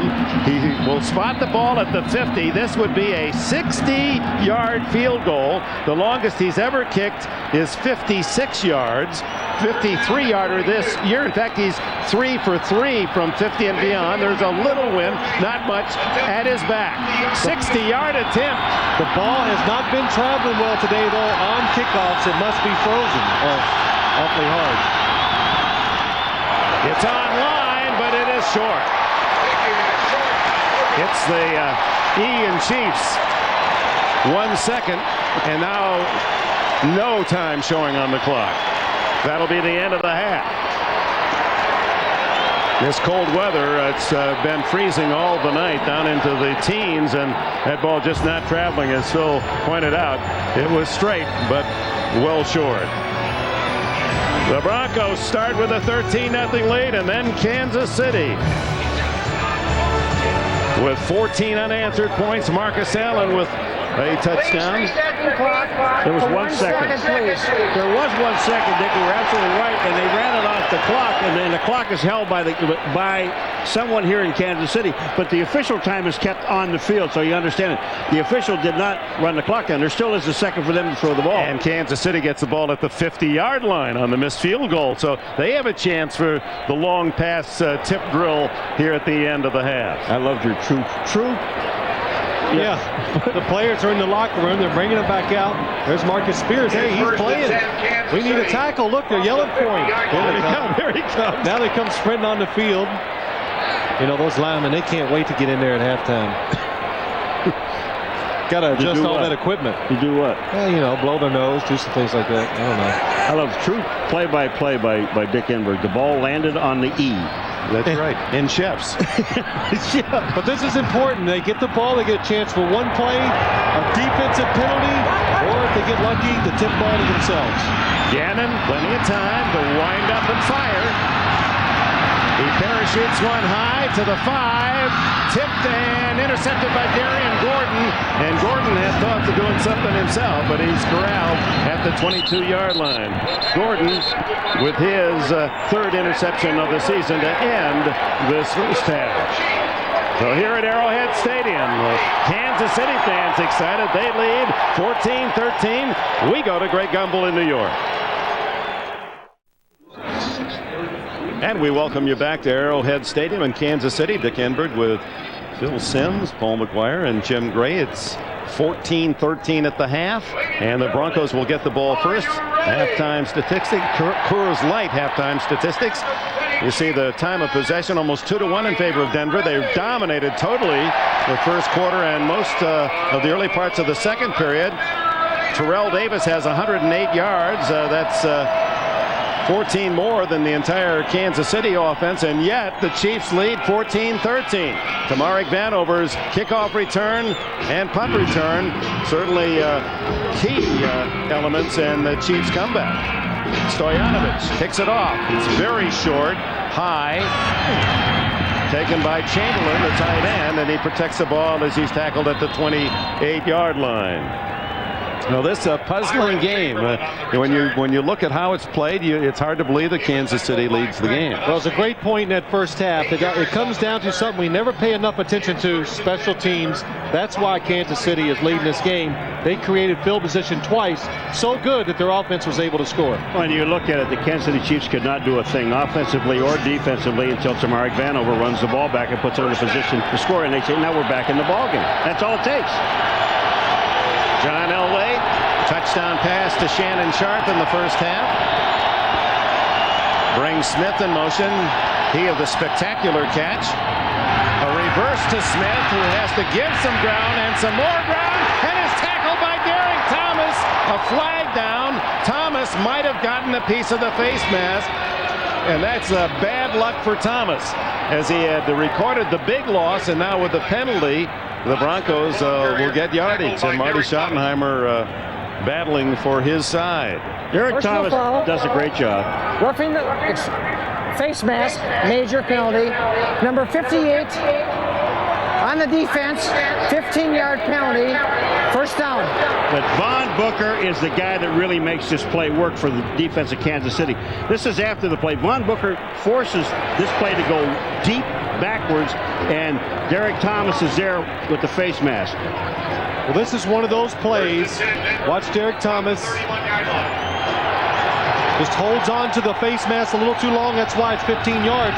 You go in at halftime and you say, Kansas City's over pursuing. Let's run the reverse. Well, they weren't over pursuing the first play of the second half. So instead of a 13-yard loss, the penalty gives Denver a first down out at the 31-yard line, and Terrell Davis no yardage on his first carry of the second half. Jim? All right, Dick. Well, I talked to Mike Shanahan. He said he was very happy with the first half, everything except for the score. He says we play that well in the second half, we should win the game. Now, as for Marty Schottenheimer, very happy that his team fought back. He told him, hey, guys, we're going to have to play much better in the second half if we're to win. He also reminded his defense, he said, guys, we're going to need a strong performance in the second half like we've had from you all year. Last 6 games, Dick, they've only given up 12 points in the second half. Dick? All right, thanks, Jim. And Marty Schottenheimer said we need to be as physical as we've ever been to beat Denver. There's the crowd-created full start as Tony Jones pulled off the stance. Full start, number 77. Offense. I love Tony Jones when he sets up. First he sets up, then he tries to get set again, and like I'm not conspicuous. Watch this. Now watch when he pulls back. Watch what he does. Here he is. Now what? I'm gonna sit. Now let me just sit here for a second. Now I'm not conspicuous now. Yeah, but when you get 320 going backwards, you know you can't even stop it, so you have to take another step. Little flinch in the defensive line. Vaughn Booker of Kansas City helped Jones to react. 2nd and 15. They show blitz. Anthony Davis right into the play. Davis into Terrell Davis. Davis on Davis for the loss. Kansas City linebacker picked the right hole. Where does the neutral zone start? Look at number 50 in the middle of this defense. That's Anthony Davis. Now, is he leaning across? Well, it's just a great play. He gets in the backfield. They have too many people, not enough people to block. Anthony Davis, who played in Utah, was a late pick by Houston in '92 at the 11th round. 301st player selected. Very fast. Grew up a Cowboys fan, and he corralled Terrell Davis. And it's now 3rd and 18. Shotgun Elway. gets away from the blitz, and then a sack at the 16-yard line. The fourth Kansas City sack. It's Davis again. They're just overpowering now the Denver offensive line in all situations. In the run, they can't be blocked. In every passing situation, the last 4 or 5, they're just getting up the field. Watch the line pressure. Everybody getting penetration. John Elway, nowhere to go. Dan Williams, the old Bronco, brings him down. Dan Williams was the man who flushed him out, got a piece of him, and Anthony Davis finished the job. As Hanover now. Hanover at the 37-yard line. Ball not been playing well. Ruins punt. A wobbler. Little short. Hanover at the 40. And flags go down as Hanover tackled at the 41-yard line. A 43-yard punt. One on the return. And it would appear a penalty against Kansas City. John Mobley made the tackle. You know, this is a classic example. You're looking at Vanover. Dick, is the call was to run the return to the left-hand side of the field. Block in the back, above the waist, number 49 on the return team. He was caught. 10-yard penalty, first down, timeout. On the right-hand side of the field and couldn't get back. Tony Richardson with a penalty. Kansas City with a ball for the first time, second half. 78,000 here at Kansas City. Now there are fans of old-time football. That's what you used to do even when you didn't wear a helmet. You know, it's serious. We did that without helmets. These guys put a helmet on to bang heads. That's no challenge there. Yeah, but they were just kind of remembering the good old days. Rich Cannon back to pass after that penalty. Too long as he looks for Andre Rison. Ray Crockett covering. Well, that was a big call on that kickoff return to push the Chiefs back to the 28 when they were out around the 40. No, it always is. Anytime an offense gets up near midfield, the 40-yard line, you know, it's amazing what it does to you. You feel good. You got a positive approach to what you're doing, and really what you are. You're one play away from getting into scoring territory. 2nd and 10 for Gannon. Fennell Bennett is running back. Now Anders comes in after Bennett played on first down. A rare carry for Anders. And he's out to the 32-33-yard line where Gordon and Atwater in the secondary for Denver make the tackle. One other thing about that punt return, though, and I mentioned as we were going to commercial, is that Vanover, when he caught the ball, so the return was to the left of the field. He caught it on the right-hand side of the field. It was basically his fault. I mean, the clip is not his fault, but he's got to take the ball over there, knowing he can't get back to the left-hand side, and got to take it up as far as he can, get what he can on the punt return. It almost sets up a clip. 3rd down and a long 5.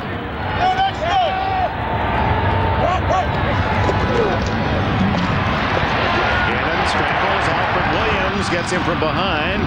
Able to scramble for a yard or so. No sack, so no first down. The punter Aguiar on, and Darian Gordon, who's playing defensively to get a feel for where he should line up to return the punt, will look to the sidelines where Tom Ruin and Jason Elam will help him line up, pick the spot. And they've said, how about the 25-yard line? That's based on how the ball is traveling and to get him in the right position. Now, he's been playing defensive corner, has to hurry back there, wants to be in the right spot.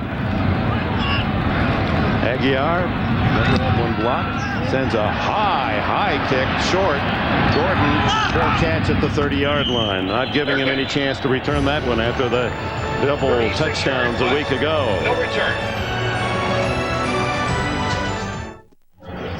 In case you're just joining us, the Broncos jumped out to a 13-0 lead, and the Chiefs in the second quarter, a pair of touchdowns to lead at 14-13. Look at how Denver began this game. They just were overpowering. 203 yards, 13 points, and 3 drives. But since the adjustments defensively by Kansas City, they're totally shut out Denver. Dick, that is right. Kansas City made some adjustments. They changed their defense. Now they're doing a lot more hitting and reacting instead of just trying to fire back there and creating those big holes for Denver's offensive line and running backs.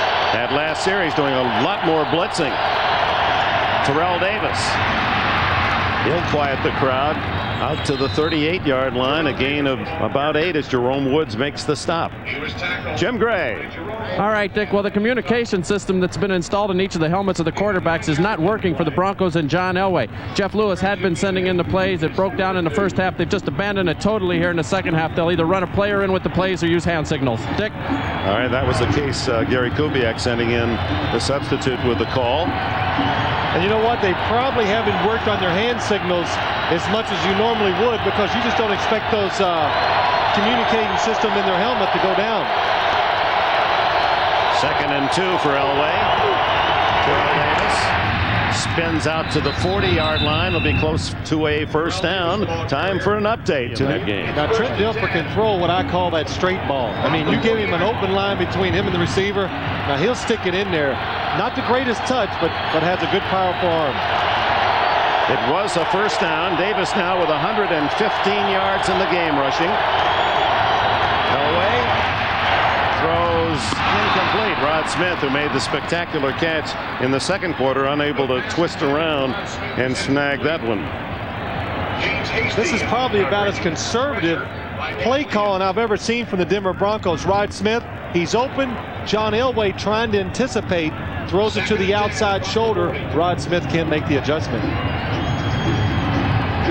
You know, Terrell Davis, in the first 3 series, you saw that 200-some yards, and mostly Terrell Davis carrying the football. And here they came out here, and they ran 2 plays. He gets a first down. They go back on first down again and throw the ball. Is that just a changeup?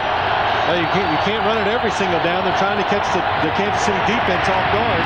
Terrell Davis breaks 3 tackles and then is crushed down at the 46-yard line, but he could have been stopped for a loss, and he picks up 6 yards on the carry. This just shows you Terrell Davis's agility. I mean, this is an athlete. Watch the people. Carter, number 34, is the first guy that's going to miss. Now watch this move. Outside, he's stumbling. Carter in his feet. He's up.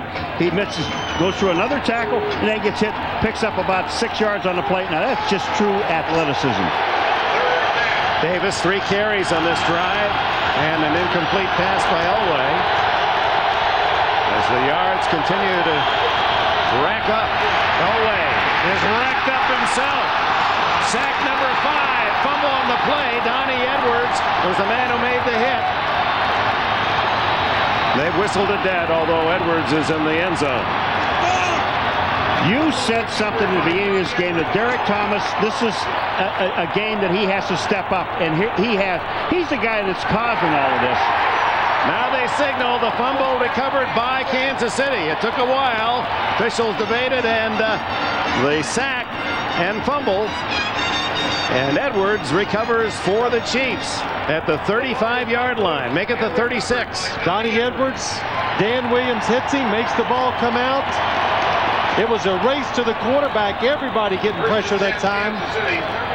And maybe this is one of the reasons why Denver has been so conservative running the football, because when you get in obvious passing situations, the Chiefs have proven they can rush the quarterback. So with a 14-13 lead and the first turnover for the Chiefs at the 36.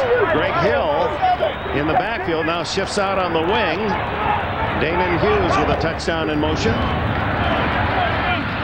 Gannon sees open territory, but he can't get away from Tonabasa. Tonabasa with a tackle. And it'll be a gain of, well, let's see where they spot it. Might be a sack for Tonabasa. No, they call it a gain. Well, look at on the left-hand side. You see Derek Thomas come up? That forces Elway to really step up inside to the other linebackers. Steps up, then Wayne Simmons, Terrell Davis blocking him. You know, the Kansas City likes those odds. When they can get Wayne Simmons, good pass rusher, on a running back, he should get by him. Donnie Edwards, who had 4 forced fumbles prior to today, and played his football at UCLA. Second down, call it a long 9. Gannon, complete. Joe Horn, and a flag down as Horn is tackled at the 17. Only his second catch of the season. He gives Kansas City something Marty Schottenheimer says they have not had, and that is downfield speed. They have some extra flags out there. Holding against Denver. Holding. Number 53 on the defense. That penalty is declined. Result of the play, first down. That's Bill Romanowski And the Chiefs, this is after the play. He's still upset over. I guess he didn't get to hold him enough. So I'm gonna get you better. But Romanowski is excellent with his hands at the point of attack. One of the reasons why he can cover people down the field is because of that Joe Horn. They like his speed. He can separate from the defender, give the quarterback some area to throw the football into. Played with Memphis in this Canadian League 2 years ago, did Horn. Gannon throws incomplete, intended for Tony Gonzalez. Romanowski on the coverage. Well, I'll tell you what, you talked about this guy also at the beginning, Keith Traylor. This guy is coming up the field. They were about to slow him down. He hits Gannon just as Gannon's about to throw the football. Traylor, who came into the league as a linebacker, drafted by Denver originally, and then migrated here to Kansas City and eventually be put on the weight to work at that tackle position, is now over 300 pounds. Micah Spears in for Jeff Criswell at left tackle again. Give it to Kimball Anders. Anders trying to get outside. Can't make the corner as John Mobley, he's got speed at 4.5 speed at that linebacker spot. Makes the tackle. Well, he makes the tackle, but the guy you talked about earlier in this game, Steve Atwater, number 27, is the guy that's on the outside, and he's the safety.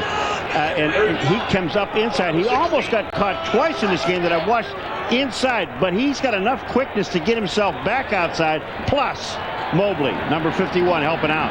Rich Gannon has thrown sparingly, 5 for 10. A touchdown and an interception. The interception coming in the last play of the half, and he'll call time here.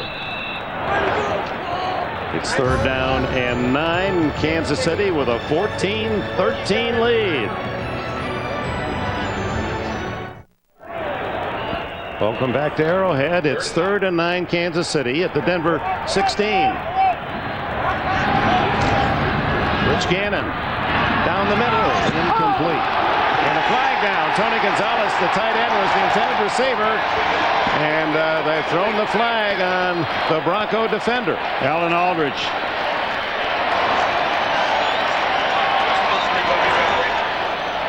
Did not turn and look for the ball.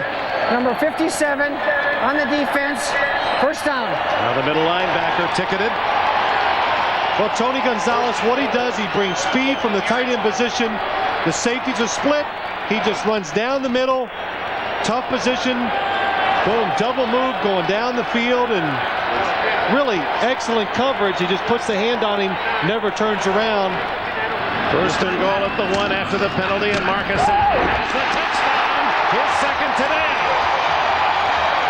Number 119 atop the rushing touchdown makers in the history of the league.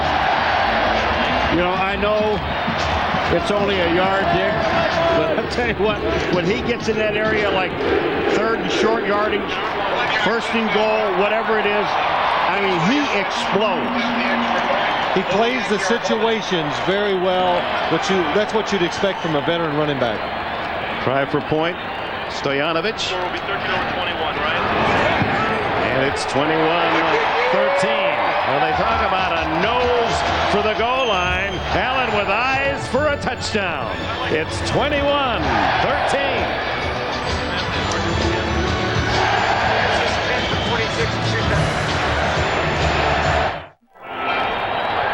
Welcome back to Kansas City. Well, after the touchdown was scored, Mike Shanahan walked over to Greg Robinson, the defensive coordinator, and told him, hey, let's not even argue with the official. They're upset with Richard Reels, the back judge, on the interference by Aldridge. He said it's such a bad call, they're not going to change their mind. It's not even worth wasting your breath. Dick? All right, that set up the touchdown by Allen. Kickoff Stoyanovich. Vaughn Hebron finds a hole. Still on his feet and out to the 45-yard line. Finally tackled by Reggie Tongue. 38 on the return. He was tackled by Reggie Tongue.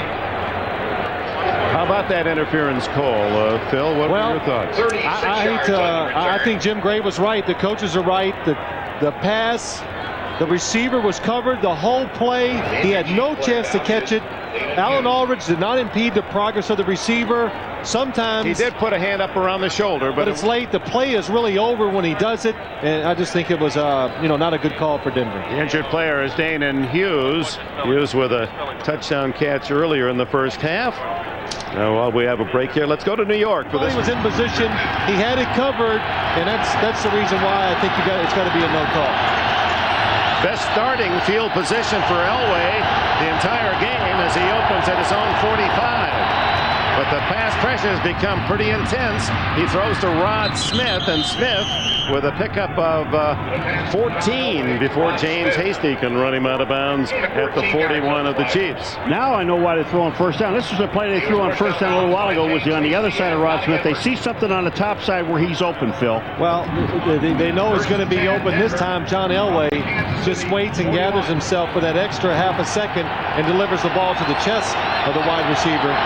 Easy catch for Rod Smith. Smith with 4 today, 47 to lead the Denver Broncos on the season. On the backfield, actually the tight end, rather, Dwayne Carswell. A rare opportunity for Carswell, the tight end from Liberty. He has his 9th catch. Carswell caught the ball. 4 guys hit him, and then finally, number 59, Donnie Edwards, decides, I'll take the last little shot. Oh, yeah. He gets him, he drills him as he's going to the ground. Now, this defense is young and fast and very aggressive, and Donnie Edwards, I think he summed it up well yesterday. He says, what we lack in experience, we make up with enthusiasm. We're going to run around. We might make mistakes, but we're going to hit you. At the 37, 2nd and 6. Shannon Sharp in motion. Terrell Davis swings outside. 3 defenders dragging down short of the first down at the 31. It'll be 3rd and 1. Terrell Davis already over the century mark, his 4th consecutive game with 100 yards or more. He's done it twice this year. He did it last year, and only 2 times in Denver history had that been accomplished. Bobby Humphrey in 90 and Otis Armstrong some 23 years ago. So Davis 3 times with 4 consecutive 100-yard games. And we're in 4-down territory. 3rd down and closer to 2. They bring a crowd to the line of scrimmage. Elway tries to throw it and does to Ed McCaffrey. Somehow hangs on and gets the first down. What a play. The Stanford connection. Elway to McCaffrey. His first catch. Not much yardage, but enough for a first down when Elway looked as if he was going to be sacked. Why are you shaking your head, Phil? Because Eddie McCaffrey is really tough, and he is for a wide receiver. He comes across. Watch what happens. He gets beat by Derek Thomas. Then he's smart enough to know, let me get away in case John gets free. Jerome Woods lays the wood on him hard, but Big Eddie stays up and still makes the play. And here comes Derek. Now watch this. He throws McCaffrey away. He's on Elway, and you're right about McCaffrey. I'm going to stay with it. Give John something to throw to. But Elway showing his strength to have enough to throw the ball out there with a defender near McCaffrey. Elway throws incomplete to Willie Green, trying to make a sliding catch inside the Chiefs' 20. Well, Eddie McCaffrey does so many little things for this team well. Dick, you said earlier he's a good blocker down the field. Mike Shanahan said he's the best he's ever seen. But that's what's important. He gets beat, and he had the presence of mind to look up for the football in case John Elway pulled away from Derek Thomas. One other little thing. Did you see what he did when he was running with the ball? Knowing he's going to get hit, he moved it to the other hand where he's going to put the ball away from the guy tackling him. I mean, he does everything so well. First catch in 2 games for McCaffrey, but it was a big one. 2nd and 10 at the 28. Elway down the middle to Sharp. Incomplete. Knocked down by Reggie Tongue. Well, that's just another example of the Denver Broncos, and you got a good player. Try to get the ball to the good player. And here's the Kansas City Chiefs outline. Look at all the routes that Shannon Sharp runs. He loves to go in the flats, and every once in a while when you give him man coverage, he's going to go deep. This is a 4-game breakdown by the Kansas City Chiefs coaches on Shannon Sharp, and man, that's a lot of hard work that goes into something like that. Either that or that's a weather pattern off the Bahamas. I thought that was the great reef out there in Australia. The depths, water depths. Boy, that is really getting down to the fine. Rod Smith fighting for a first down, doesn't get there. Tackled at the 20 by Jerome Woods. So they do that on every receiver. They mark their pass patterns for 4 games and try to get an idea of about where a particular player will Well, key players. And then for the Broncos, it would have been Rod Smith and Shannon Sharp.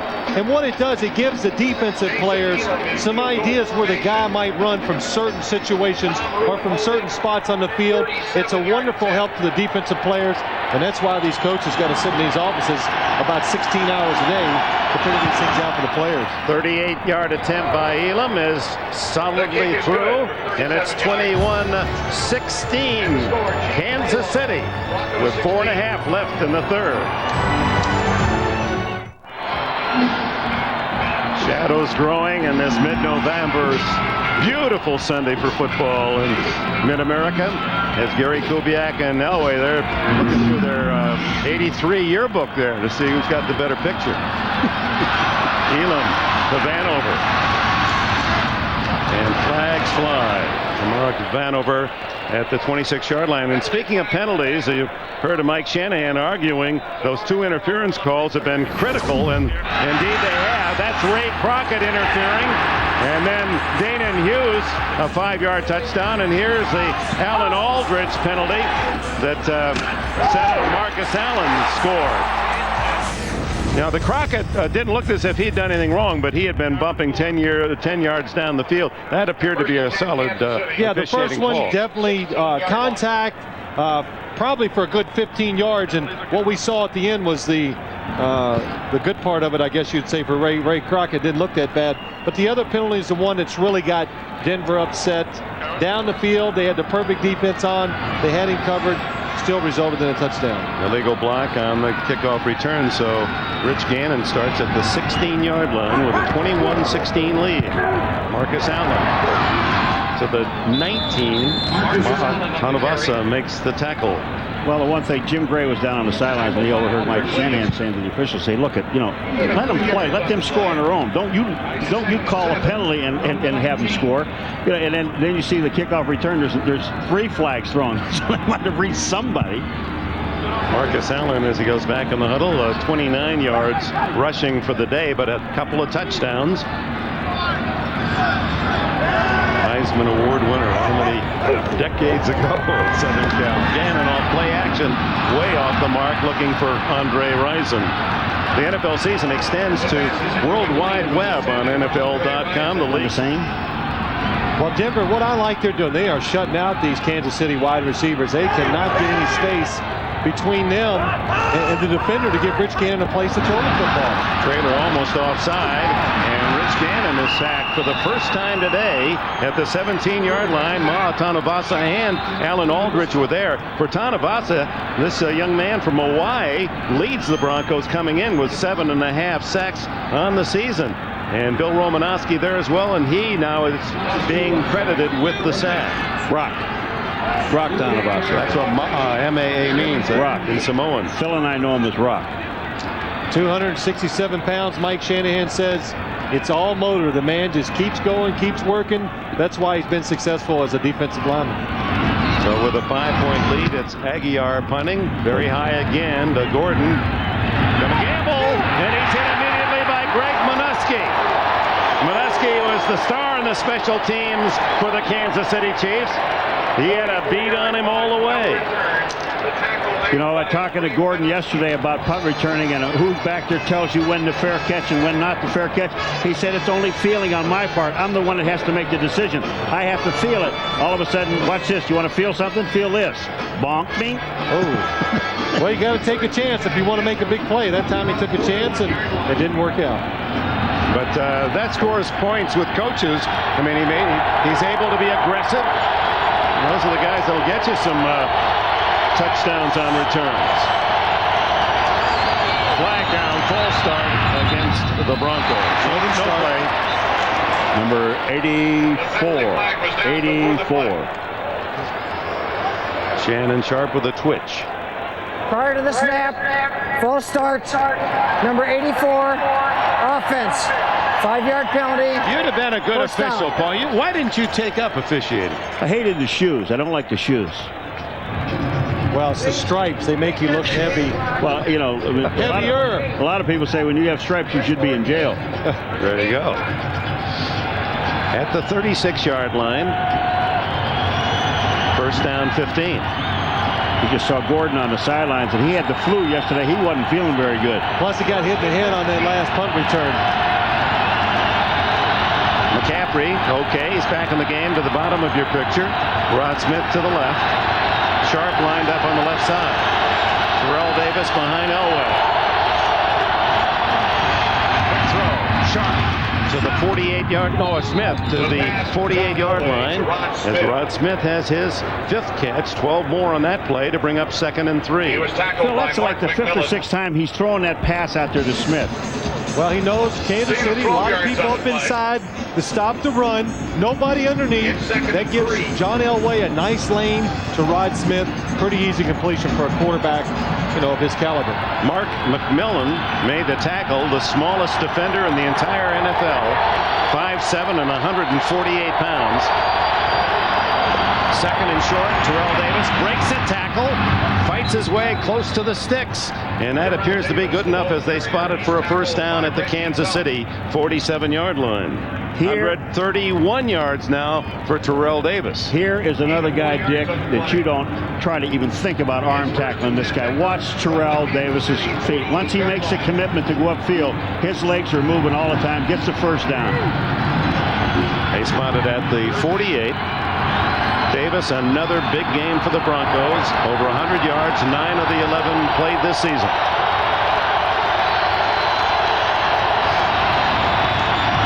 To the sidelines, incomplete. James Hasty knocked it away from Shannon Sharp.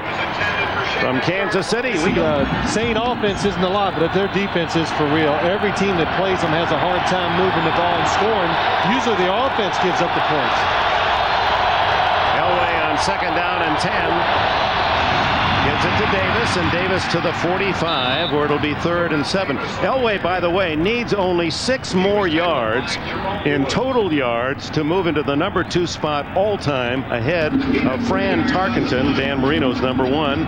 And Fran Tarkenton with 50,677 yards is 2nd. And Elway needs either rushing or passing only a half dozen more, and he'll be number 2. Does that include his receiving yards? No, it doesn't include the receiving yards. He gets upset when you forget those passes. Shotgun on 3rd down.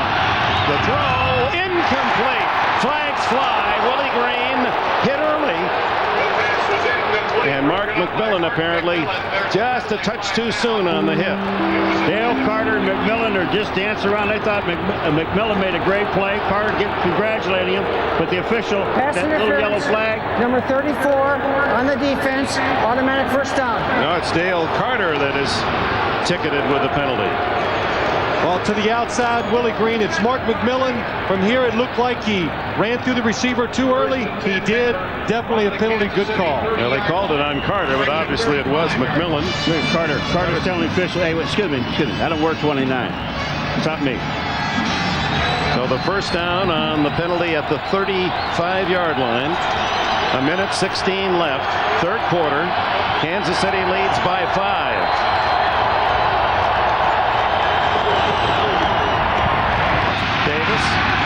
Ducks under 2, Chiefs. Burrows into the 34-yard line, a gain of only a yard on the play. Vaughn Booker finally got him to the turf. When you look at Terrell Davis, and I know that he and Marcus went to the same high school, Lincoln High School in San Diego, California. But when you watch him and avoid people, Phil, he shows you a little of Marcus. Marcus, the reason he lasted so many years, he never really took a clean hit. He doesn't take one. This guy here really doesn't take a clean hit. It's a good point. And he was a young man that grew up, as did Marcus Allen, as youngsters in early high school were both defensive players. Terrell Davis was a nose guard and middle linebacker. Taken, they all bought it. Elway, he's not going to take any chances. Pushed out of bounds. No. And the flag will fly as Donnie Edwards. And there's the aggressive nature of a young player. He just couldn't resist giving him a little extra once Elway left the field of play. That's not aggressiveness. That's stupidity. That is stupidity. I mean, you're talking about the quarterback. I mean, you don't even do it to a back or a receiver. But you're talking like John Elway, the quarterback, running. He's already out of bounds. He's committed himself out. And then to shove him after that, that's crazy. Here it is. Good take. Well, take a look. Here comes Elway. Now watch it, Elway. He's running out of bounds. There's no look at this. And then push him. Personal foul. Unnecessary roughness. Number 59, defense. 15-yard penalty. First down. That's Donnie Edwards. See, the reason they're calling this is because Elway, Dick, is not making any attempt to go downfield with the ball. He has definitely committed himself to run out of bounds. And he's out of bounds. And he is out of bounds. He's fortunate. He went into one of those photographers. Could have been injured on the play. That's for certain. So Elway, with that rush, now needs only 1 yard past Tarkenton. Doesn't want to get by him in that regard. But it's a first down at the 14, trailing by 5, late in the third. Look out left. Elway changing the play. Davis hit in the backfield. And that's a case where the crowd, boy, they're so sharp here. They knew when he was audibilizing, they raised their voices, made it all the more difficult. That's the end of 3.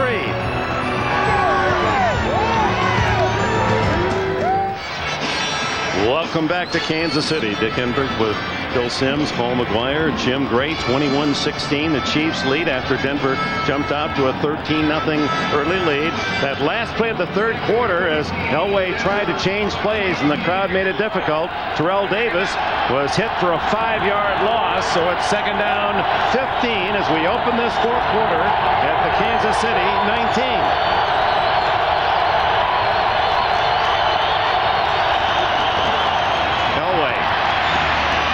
For Smith. Incomplete as they try to go over the top of the shorter Mark McMillan. While we have a moment, let's talk about the Mark McMillan. You played against him, Phil Sims. He's only 5'7", 148 pounds. There are some 8 players in the entire league as short as 5'7". He is the only defensive player that short, and at 148 is the lightest guy in the league. Well, you think you could take advantage of him on the outside, but way too quick. Very good at reading the quarterback, the receiver, and like Marty Schottenheimer says, this guy gets his hands on more passes than any defensive back he's ever seen. 3rd and 15. The blitz. Elway kicks out of a tackle and fights to the 10. Doesn't get the first down, but a touch of the Elway of yesteryear as that pushes him past Tarkenton, and appropriately he moves into the number 2 spot over Tarkenton on a scramble play. Well, it's a blitz inside. Anthony Davis on Terrell Davis. That makes John Elway come right up the middle. He does not pick up the first down, but it sure makes his field goal attempt a lot easier. And I'll tell you, when he's running like that and diving, it scares the coaches a lot. There it is. Marino, Elway, Tarkenton, and Moon. Elam, 28-yard attempt. And he now draws the Broncos to 21-19 within a field goal. Back 21-19 Kansas City, 19 for the Broncos. That was their total in the season opener when they beat Kansas City 19-3. It's their lowest total of the entire year, 19. Kickoff to Tamarick Vanover at the 4. And his motor racing, flag down again, a tackle to the 29, and again it appears Kansas City is going to be taken back on a kickoff return call. Well, they're consistent. Every single return just about, or most of them today. 9th Kansas City penalty, holding on the return. Well, they marked that off.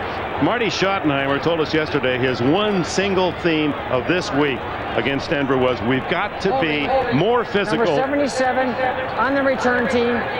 10-yard penalty, first down. Than we have been all season long. And here's some evidence his players were listening.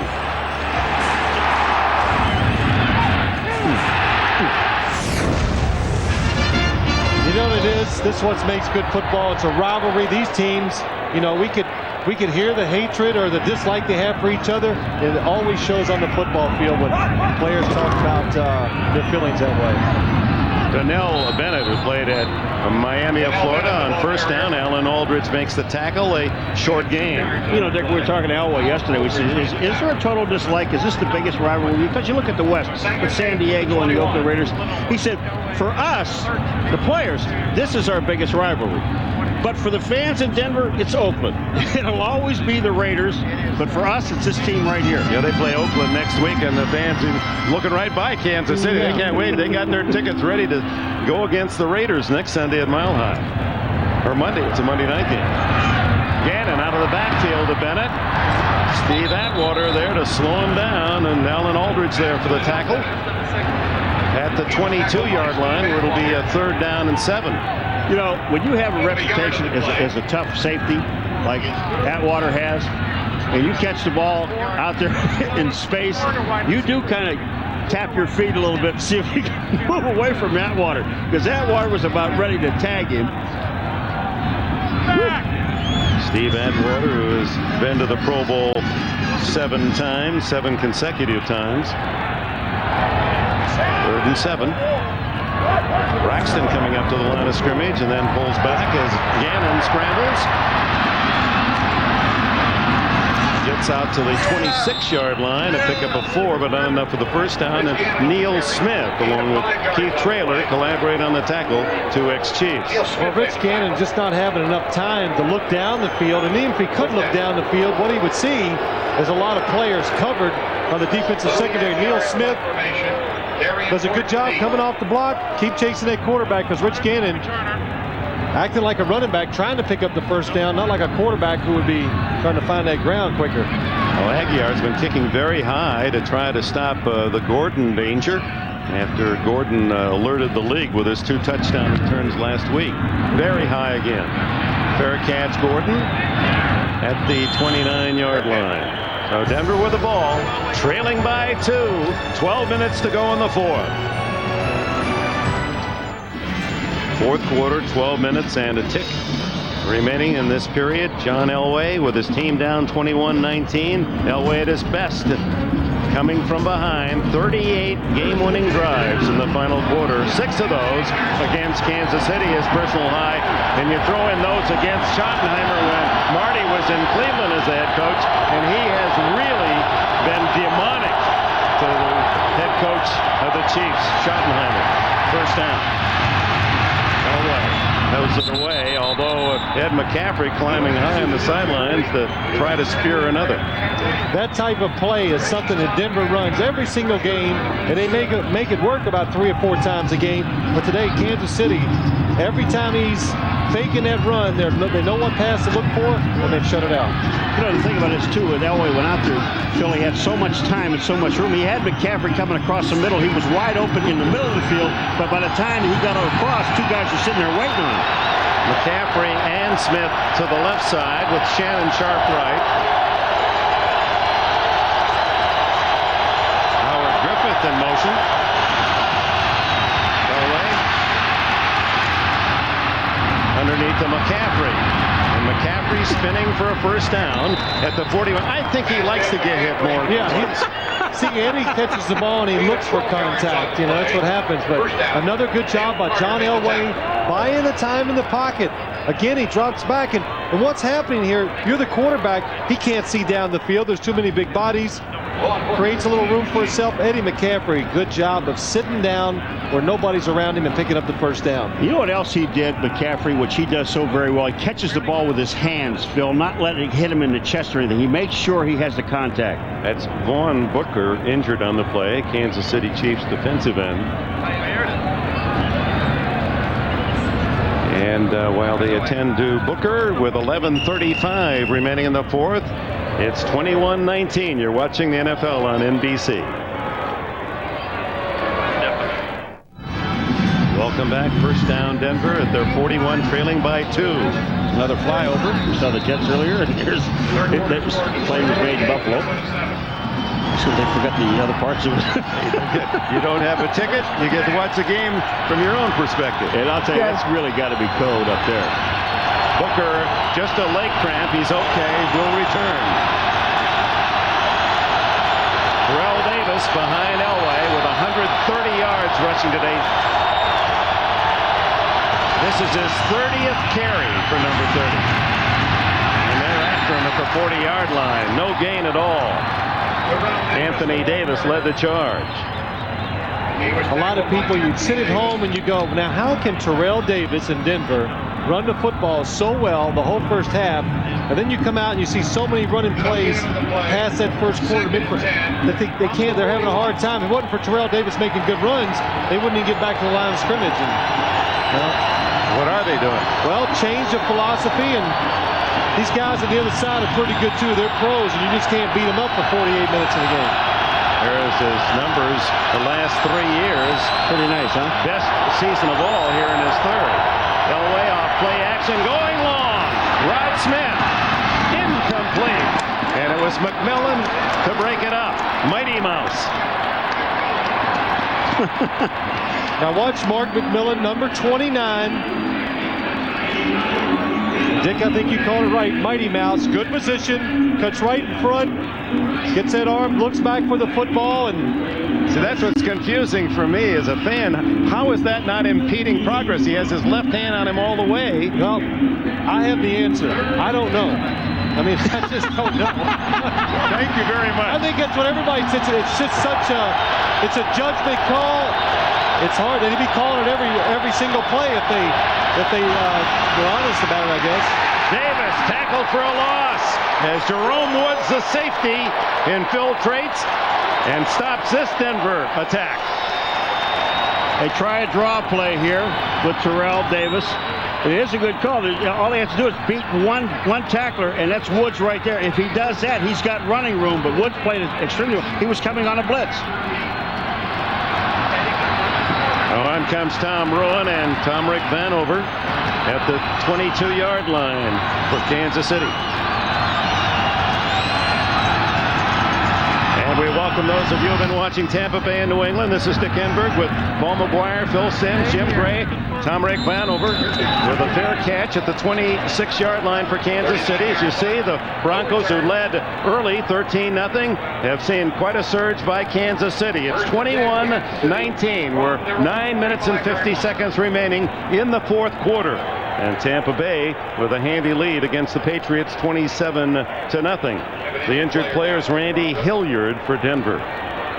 Just to review the scoring for those of you who have been joining us during the course of the afternoon, it started with a field goal by Jason Elam of Denver, then a 5-yard touchdown pass Elway to Shannon Sharp, another Elam field goal, one of 4 in the game for the Denver place kicker to make it 13-0, and then a Vanover 77-yard kickoff return sparked a comeback by the Chiefs, who scored 2 touchdowns late in the second quarter, one by Marcus Allen, the other on a catch by Danon Hughes to make it 14-13. Another Allen touchdown in the third quarter, 21-13. Elam with 2 field goals have cut the lead to 21-19. It's a battle for top spot in the AFC-West. Broncos 9-1, Chiefs 7-3, unbeaten at home. Chiefs know that should they lose, it'll be tough. They'll have to get into that wild card battle. And for Denver, 10-1 would position them almost in the same spot as they were a year ago,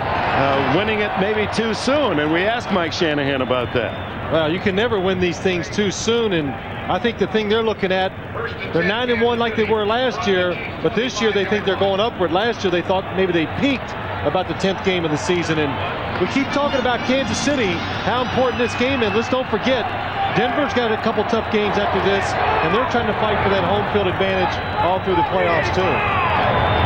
Broncos look at the Kansas City team determined today, because they feel a win pulls them within 1 game of the top spot with some tough opponents ahead. And Marty Schottenheimer says, hey, it wasn't a gift to Denver at the start of the year. Maybe we will win this AFC West. Well, you look at this Kansas City team, and I think the coaches here, Marty Schottenheimer and all this, they're excited because this is a young team that changed a lot of personnel and the philosophies on each side of the ball, and they're 7-3, and they're playing every team tight and close, and the future looks good.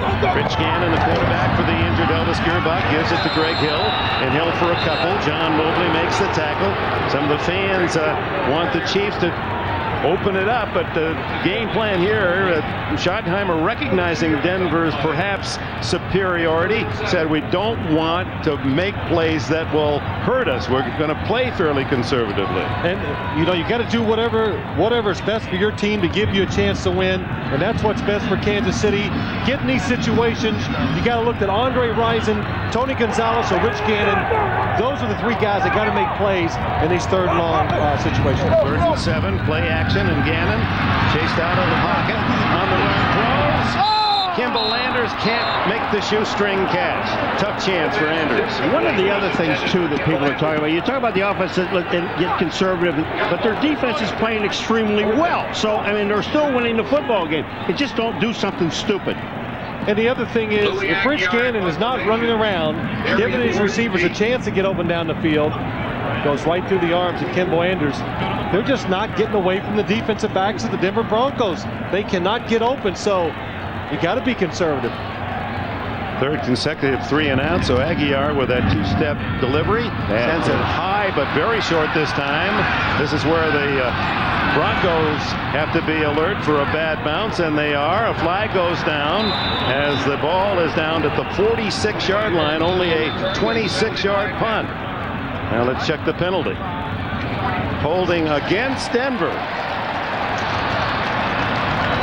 Holding, number 56, while the ball was in the air, 10-yard penalty, first down. Keith Burns, so they'll mark the 10 yards from the 46 back to the 36, and the Broncos will begin their down, 21-19. Now, 21-19 as the Broncos take over at their 36-yard line. They're on their feet in Kansas City's Arrowhead Stadium, 78,000. Denver trailing 21-19, taking over at the 36. Terrell Davis, and he smothered again after maybe a yard gain as Anthony Davis, number 50, in on the tackle. John Elway, a master of the comeback in his 15 brilliant years in the NFL, trying to come up with another against rival Kansas City. Now, John Elway, his helmet, the thing that the coaches call in to communicate with him, it's gone down, so they're using the good old system. Gary Kubiak, the coordinator, offensive coordinator, is just yelling the plays to John Elway. That's the way they get the plays in. Play action for Elway, batted at the line of scrimmage, incomplete. John Elway, who has moved past Fran Tarkenton with his yardage today, total yards number 2 only to Dan Marino in NFL history, and his running back Terrell Davis, the leader in the league, 126 yards rushing this afternoon. Dan Williams, number 92, gets his arm up and makes the play. The advantage Talking about all these called. ex-players today, Dan Williams, number 92 of Kansas City, has really played an outstanding game so far. Played at Toledo, was a number 1 pick of the Broncos in '93.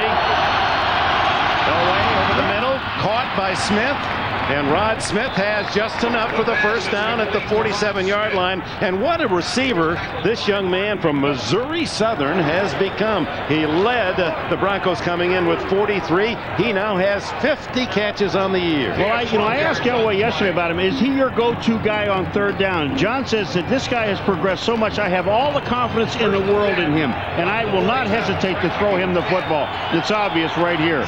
He was a college quarterback at Little, Missouri Southern, and in his senior year, his coach said, you want to make All-America, you got to play receiver, and it's paid off. On first down, Elway guns it to Shannon Sharp, and Sharp, with a flag down, is tackled right at the sticks at the Kansas City 43. Definitely against Shannon Sharp, Dick. He pushed off with both hands, went down, got him extended, pushed James Hasty. That's why he was wide open. He told us yesterday he's strong. He wants Hasty covering him because he knows how to push off. But this time he pushed off and got caught.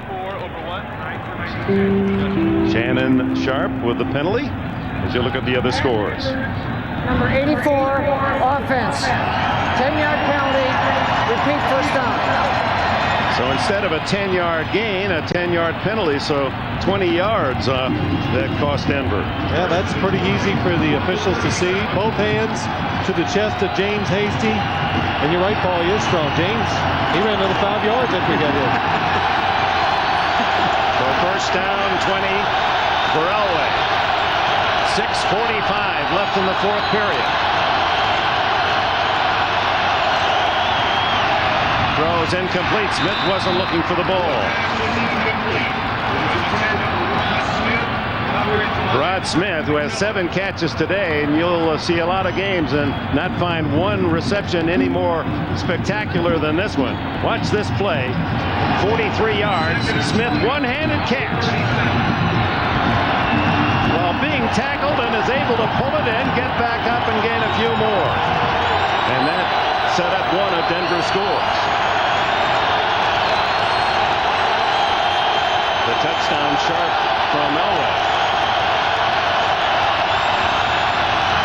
Here come the Chiefs. Derek Thomas. The 6th sack today, 2nd by Thomas. I'll tell you what, Pellet McDaniels really makes this play. I mean, Derek Thomas does get the sack, but number 77, Pellet McDaniels, up the middle. Derek Thomas, Pellet McDaniels inside. There he comes. Derek Thomas, we said early in the game, this is going to be his breakout game where he was going to start being a factor in the outcome of the wins for the Kansas City Chiefs. Today, he has done that. First 10 games of the year, Thomas, the Pro Bowler, 1.5 sacks, 2 today. 3rd down and 28 for Elway. Underneath he goes to Willie Green. And Green battling, gets a sizable chunk back, nearly 20 yards. It is 20, but of course that leaves it 4th and 8 for Denver. I'll tell you how important this play is. It's 3rd and about 20-something. You get 30-something. You get 20 yards back. You got your punter now that's going to be able to kick the ball and probably pin him inside the 10-yard line. I mean, it doesn't get the first down, but it is a great play. That's exactly. It changes field position. The Broncos are looking at it. They got one more time to get the ball. They hope this play they made there will get the ball back for them around midfield. On the 49, the ball centered to Tom Ruin. Stands only 14 yards behind the center. High booming kick. Vanover Faircat's going to let it bounce. And it's down at the 2-yard line. Well done by Tim McKyer, the veteran cornerback. Pins Kansas City at their own 2. Back at Arrowhead on a spectacular day, cold but clear. Huge crowd enthusiastically rooting for Kansas City. 7-3, unbeaten at home. The Chiefs lead by 2. Pat Bowlen, the owner of the Broncos, bird's eye look at the ball at the 3-yard line. Rich Gannon for the injured Elvis back gives to Marcus Allen, and the veteran with a couple more touchdown runs today, short yardage runs, gets it out to the 6-yard line, and we're at the 5-minute mark. Okay, 5-minute mark, so you understand, folks. 2 timeouts left for Kansas City, 3 for the Denver Broncos. Paul Hackett, the offensive coordinator for Kansas City. It's where you dig in there as an offensive coordinator or as a quarterback, find a way to get 1 first down, because that will eat up 3 minutes of the clock if you can just get 1 first down running the football. And I always thought a good thing to do as a quarterback, try to draw them all sides in this situation. Long count? Long count, hard run. Andre Rison in motion. Big hole for Allen. He's out to the 12, and that's going to be close, maybe a yard shy. Gerald Hasselbach makes the tackle. So 3rd down and 1.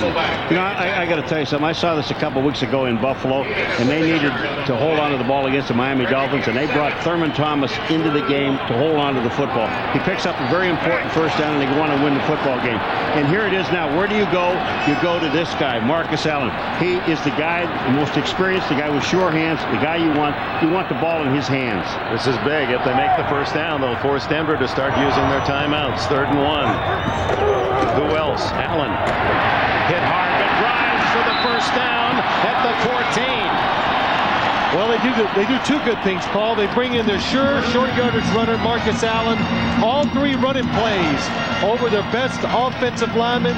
The center, Grunhard again. Will Shields, a guard, and Dave Zott. They physically push up in there. Good job by Dave Zott pulling around, creating a hole, and wow. Mobley really running. Mobley took the worst of that collision, and he is down. Marcus Allen, 3 carries from the 3-yard line and able to pick up the first down. 11 total on those 3 tries for the veteran, who just refuses to face the calendar, stays young, and well, he thought he would be the backup, play only sparingly behind Greg Hill this year. This was the year that the youngster Hill in his 4th season out of Texas A&M was going to be the man, and started the season that way, but couldn't take it away totally from Marcus. Well, Marcus Allen, I don't know if he said he's going to retire after this year. I don't see any reason why he should. No running back in the history of the game has played in more games, rushed for more touchdowns, caught more passes. Well, remarkable man. You know, Dick, he doesn't take a big beating because he doesn't have to carry the ball. He's not their main runner every single game. He's learned how to, take the punishment, and they got a good young team. Well, the thing about future looks good. Yeah, what Marcus is, again, everybody's talked about it and everybody's seen it. And when you watch him run, he doesn't take the big shot. He gets down, he leans, he picks up the extra yard, but he's always falling forward. There was no timeout taken. The clock is running. And now Gannon goes long for Rison. Is he inbounds? No. Flag is down in the secondary of the Broncos. Andre Rison, reborn here in Kansas City, their leading receiver,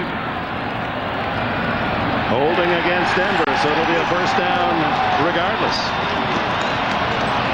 They'll mark that off from the 14. I'm going to tell you what, Number 53 on the defense, 5-yard penalty, first down. That's Bill Romanowski, but you look at the catches that Andre Rison makes. I mean, that was truly a remarkable catch. He couldn't stay in bound, but he did a full 360. Andre Previn Rison, he is musical at times. His mother loved that famed composer, director, conductor. Let's take a look at the penalty. Here it is. Bill Romanowski against Tony Gonzalez, the tight end. Going down the middle, Romanowski gets pushed a little, gets off balance, grabs hold of the receiver. First down at the 19. Marcus Allen for a yard to the 20, and now will Denver, yes, use one of the timeouts. Oops, still going. I saw the signal. Timeout. 3 more seconds ticked off. Mike Shanahan featured in the current Sports Illustrated. One of the interesting stories, and he confirmed it, was the fact that as a player, Eastern Illinois quarterback in the spring game was injured. Didn't think it was that serious, although he said, I heard a lot. Wound up he had split one of his kidneys and almost died. In fact, they had stopped breathing when the priest who gave him the last rites came out to see his father. Said, don't count on him making it. That they performed emergency surgery and saved his life, ended his playing career. He said, I'd always wanted to coach since the 4th grade anyway, so it just got me into an earlier start. Well, he's done a terrific job coaching. I think my perception of Mike Shanahan was when he took over the Denver Broncos, I thought he might be one of these coaches that's maybe not tough enough, but we have found out over the last couple of years, following him, talking to him, and watching his team, this guy's tough. No nonsense. Tonight starts with an all-new Dateline, folks, and that'll be followed by Jenny at a special early time. Then at 8:30, 7:30 Central, the network television premiere of the biggest Batman of them all, Jim Carrey, Tommy Lee Jones, Val Kilmer, and Nicole Kidman star Batman Forever on NBC tonight. Kansas City Chiefs. 19 second half passing yards, only 52 total yards in the second half, but they lead 21-19, and they did give 3 seconds back on the clock, so it's 2:59 as Gannon throws again, and it's caught at the 30. That's going to be very close to a first down. I believe he's got it. Darian Gordon makes the tackle. Andre Rison with a clutch catch. First down. And he's doing his Spider-Man. I tell you, what a throw by Rich Gannon. Kansas City knows they need one more first down to really put themselves in a good position to win the game. The ball is thrown inside and down. Nothing bad can happen. And a good catch by Andre Rison. All right, the Broncos take their second timeout. They have 1 plus a 2-minute warning, so they basically have 2 left. But this is been well orchestrated by Gannon and Marty Schottenheimer and Paul Hackett from the 3-yard line. They moved it out to the 30. 2 first downs plus a penalty first down. And they've chewed up the time where now Denver is in a desperate stop situation. Think about Kansas City's offense today. Been pretty resourceful, hasn't it? I mean, the few opportunities they have had, they've used them and scored the points. Our Miller time game summary. Chiefs leading by 2. Elway's had a good game, but sacked 6 times. Gannon used sparingly, but has made some key throws. The unexpected has been, well, I don't know how unexpected. Kamaric Vanover, he's always a danger. 137 return yards, and that's been crucial to the Chiefs' comeback from a early 13-0 deficit. Marcus Allen, nothing unexpected about him carrying in the clutch. Keith Traylor and Neil Smith make the tackle. Now the timeout, and that's it for the Denver Broncos. The last timeout. And you can be assured they're running the football to get that clock off. Alan Aldridge slow getting up. Mike Shanahan's team, the only loss at Oakland, and the Raiders prevailed 28-25. They had won 6 in a row at the time. They've come back to win the last 3. And this a desperate, if you could say that, game for Kansas City. And they know that the wild card struggle is awful at best. And even if you make it, you're working in the hole as a road team. And they feel a win today. They're only 1 behind Denver, and they're tough schedule ahead, 5 left for these 2 teams. In fact, let's take a look. Kansas City, here are the games they have remaining. Seattle playing better and better. San Francisco, and then Oakland, San Diego, New Orleans. Now their December schedule, those look, they'd have to be favored in those 3 games. Now Denver, on the other hand, they've got Oakland at home next week, at San Diego, and look at their December schedule. At Pittsburgh, at San Francisco, then home San Diego. Well, if Kansas City can somehow win this game today, it just brings a lot of teams into this mix about getting the home field advantage, the week off, being the 1 seed or the 2 seeds. Those are the most important ones, the 1 seed and 2 seed, because you get the week off in the first playoff game at home. I'll tell you one thing you hit on the head is when we talked to Elway yesterday. He says, I hate to play here. And look at 6 sacks today. And you can understand why he hates to play here. This crowd, they get in it. They have given back the timeout to Denver because of the injury, but they'll wind it up as soon as the referee, Carollo, wants to do that. They'll wind it up and force Denver to call the timeout anyway. This is really all academic. And I think that's what he's informed Mike Shanahan. I don't want to catch you off guard here. You have your timeout back, but the Kansas City Chiefs have their 25-second clock going too. But the difference is it's a 25-second clock instead of 40. Now they have to run the play before the 2-minute warning. So a big break for the Broncos. Big break. Second down 8. Gannon, good fake to Allen. Going to keep it. Stays in bounds. Hit down at the 36-yard line. It'll be 3rd down and 4. And the Denver sideline saying, don't use the timeout now. They're waving it off. They'll let it tick down 2. Well, maybe they did. Well, clock did stop. It doesn't really matter. It doesn't matter. It's going to eat up about the same amount of time. Now it all comes down to stopping them on the 3rd down regardless. So what I don't understand is why Rich Gannon, didn't let the clock run down to almost 1 or 2 seconds before he snapped the ball. He snapped the ball to Kansas City Chiefs with 12 seconds left to go on that clock, and the clock was running. Had he done that, it would have gone to the 2-minute warning.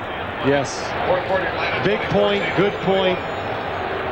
So that is Denver's final timeout, although the coaching staff was hoping they'd catch the eyes of the players on the field. They didn't want it. The coaches didn't want to use it there. So here's the game. If the Kansas City Chiefs can pick up 5 yards on this play, they'll have the 1st down and put the Broncos in an almost impossible position should the Chiefs hold on to the ball. Isn't it amazing? Almost every single week we sit up here in these situations. We talk about the clock. Clock management at the end of these games is so important, giving your team that 1 extra chance either way to win or lose a game. Quickly, would you throw a ball here? I wouldn't have the guts to, probably. Well, they've been throwing, though. I know. That's what I'm saying. Would you throw it here? Because if you don't complete it, they still a 2-minute warning is in effect. I say they do. Well, they got no one in the backfield. They better. Throw incomplete. Intended for Vanover. Good position by Ray Crockett to deny. And that'll bring up 4th down with 2:08 left in the 4th. What happens is Denver, they just blitz everybody. Good job by the blitzers. Look inside, got people coming from the outside, all the backers. But really what's important, the defensive backs played inside, took away the short routes by the receivers at Kansas City. And Mike Shanahan, this couldn't have worked out any better for him, the Denver Broncos, and their offense, giving them this much time. And there's Gordon, the 2-touchdown maker a week ago, back at the 23-yard line. Aguiar shakes one to the right sideline. Great bounce and goes out of bounds at about the 25-yard line. They're going to call it the 24. So the 2-minute warning. John Elway, no timeouts left. 120 seconds to get 3. Back at Arrowhead, where the Kansas City Chiefs lead 21-19. Well, he's been sacked 6 times, the real number 7, John Elway. But just like this gentleman, he's very much on his feet. And he now has possession of the ball at the 24-yard line. No timeouts. Needs to drive his team within field goal range to win it. His kicker, Jason Elam, has made 4 field goals today. Lamar Hunt, the owner of the Chiefs, enjoying it thoroughly. One of the AFL originals. Elam has kicked from 21, 38, 36, and 28 yards. Missed from 59. Both wide receivers to the right. Elway goes left, open is Green, and Green ducks out of bounds at the 36-yard line, first down. Mark McMillan, the cover man. Well, Mark McMillan is he's single covered. Willie Green on the outside, no help. This has happened to him a couple times today. When he tries to plant his feet, make that cut, he slipped and falls. John Elway as he threw, hit by Dan Williams, struggling through the block. 13 on that play.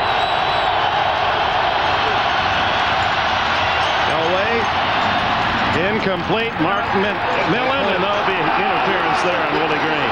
McMillan giving away more than half a foot at 5'7" against the 6'4" Green. You know, where I think they call it is at the end when he puts his arm out to try to grab him. Pass interference, number 29 on the defense, first down. McMillan at the end of this play, he's going to reach out. Here it comes. Look at Green. He's going down the sidelines. Is he inbounds? Is he staying inbounds? Because Green cannot come back in and catch the ball. So they cut him. We're pushing him out of bounds. So this drive starts at the 24 with Elway. They've used only 9 seconds, and they're already at the Kansas City 41, a 22-yard penalty. Remember, folks, they only need a field goal. Looks like a blitz. It is. Full house blitz. Elway stands in, throws to Green. Green around McMillan on his feet. Hit and out of bounds. He fumbles, still in possession. As Donnie Edwards showed what a speed he has as middle linebacker at 4.48. Chased him back. Enter Terrell Davis. Because I'm going to tell you, there's a minute 43 on this clock. Kansas City has 2 timeouts. You do not want to score early. Single coverage blitz, everybody on the blitz. Denver picks it up, Elway sees it. It's really easy. He's in the shotgun. We talked about the offensive line earlier in the game. What a job they did in the pickup of the blitz. There were 9 men coming, it appeared. That's exactly right. Good job of seeing it. The Broncos were expecting it.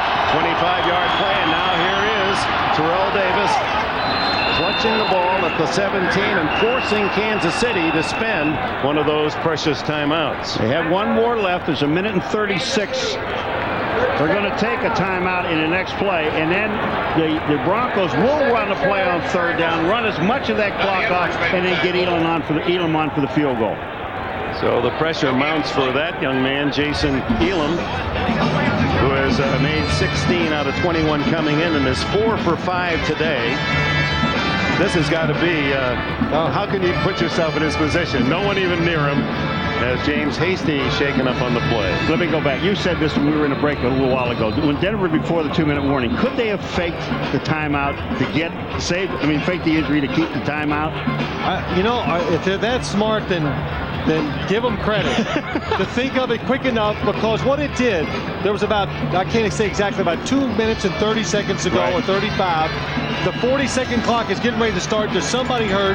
They stop it. When they resume play, though, it goes to a 25-second play clock. It makes Kansas City run a play before the 2-minute warning. I think it costs Kansas City over 40 seconds in the play clock. Davis, the league's leading rusher, but Chet, since a terrific start, hasn't done an awful lot of big play making in the second half, and Marty Schottenheimer uses his final timeout with 1:30 left. Davis, who started the day at 1,273 yards, you look at Elam, has 127 for the afternoon, but went over 100 very early in the game. So here's the situation. Now there's 1:30 on the clock, and what the Denver Broncos do now, that ball is on the right hash mark. The hash marks really don't mean a whole lot, but if they're going to do anything, they're going to stay right in the middle of the field and give Elam the best shot that he could possibly have, straight down the pipe. So they'll move that ball. If they're going to go anywhere, it'll be over the center or the left guard. So quickly they move downfield. You see Davis only 20 yards in the third and -3 in the fourth. This drive starting at the 24, the completion to Green, the 22-yard penalty, another to Green for 25. Davis no gain, Davis 1 yard, and now it's 3rd down and 9. Well, Davis is averaging 127 yards a game, right? He doesn't want to go over that. He's got it right at 127. Right at his average for the year. He just wants to stay right there. Makes it easy on everybody when they figure it out. Elway stays in bounds. The 17-yard line, and now they can let the clock run, can Denver, until they get Elam on for the field goal. Yeah, but they've got to do something because they can't call a timeout, and they can't afford to take a penalty. Play clock has not, now it started 23, 22, 21, and there's 1:13 now left on the game clock as Elam could give Denver the lead. 35-yard field goal is 4 for 5 in the game. It is good. Boy, dead center, and the Denver Broncos celebrate with 1 minute remaining in the game, a 1-point advantage. And no timeouts for Kansas City. Now that last play by John Elway, he ran out of the pocket, couldn't get out of bounds, he slid. Since he was tackled behind the line of scrimmage, they stopped the clock. It did save Kansas City about 15 seconds, so maybe they can help them in this ensuing drive. And here's the kick here. Watch this. Ball's down. Watch the strings. Right straight up in front. That's all. Everything is perfect. I like Elam. Now watch him. Well, these kickers see. Hey. Watch this. He'll give you that move. He's going to give a move right. Yeah. Now he's going to get excited. Jason Elam with the Broncos now in front, 22-21, and John Elway. Neil Smith coming back, his homecoming, and Smith, who says, I love Kansas City. I might indeed come back here someday, but my team is Denver. We've got a chance for a Super Bowl. My buddy Derek Thomas got all the money. They didn't have much left in the purse for me. There's no bitter feelings. In fact, here's a man, he really showed tremendous class. He wrote letters to everyone in the front office thanking them, Neil Smith did. Actually took out an ad in the Kansas City newspaper to thank the fans for his 9 great seasons here. Isn't it kind of interesting, though, every time he interviewed Derek Thomas, he says that Neil Smith will be back here someday to play? Just to review that drive by Elway, it took him 1 minute to get his team 59 yards downfield, and Elam's successful 35-yard field goal. Now, it'll be Kansas City's turn to try to come back. Put it on the ground. Vanover, you don't want him. He's going to get a chance. Vanover, who has a 77-yard return today from the goal line. Still on his feet, and probably pushed to the sidelines and out of bounds. Fans want a flag on an out-of-bounds hit as Dwayne Carswell makes the tackle, and here comes Rich Gannon. Dwayne Carswell on the stop. Gannon for Elvis Gerbach. Broken collarbone 2 games ago. Gannon started at Jacksonville last week and was really pounded. You can see they've kind of called this game within certain restrictions for Gannon. They didn't want him to have to win the game. Well, I think it's the only way they could win, Dick. They can't protect him well enough to let him drop back and throw the ball. And then when he does get protection, the receivers have had a hard time getting open. They start from the 27-yard line. No timeouts. 54 seconds remain.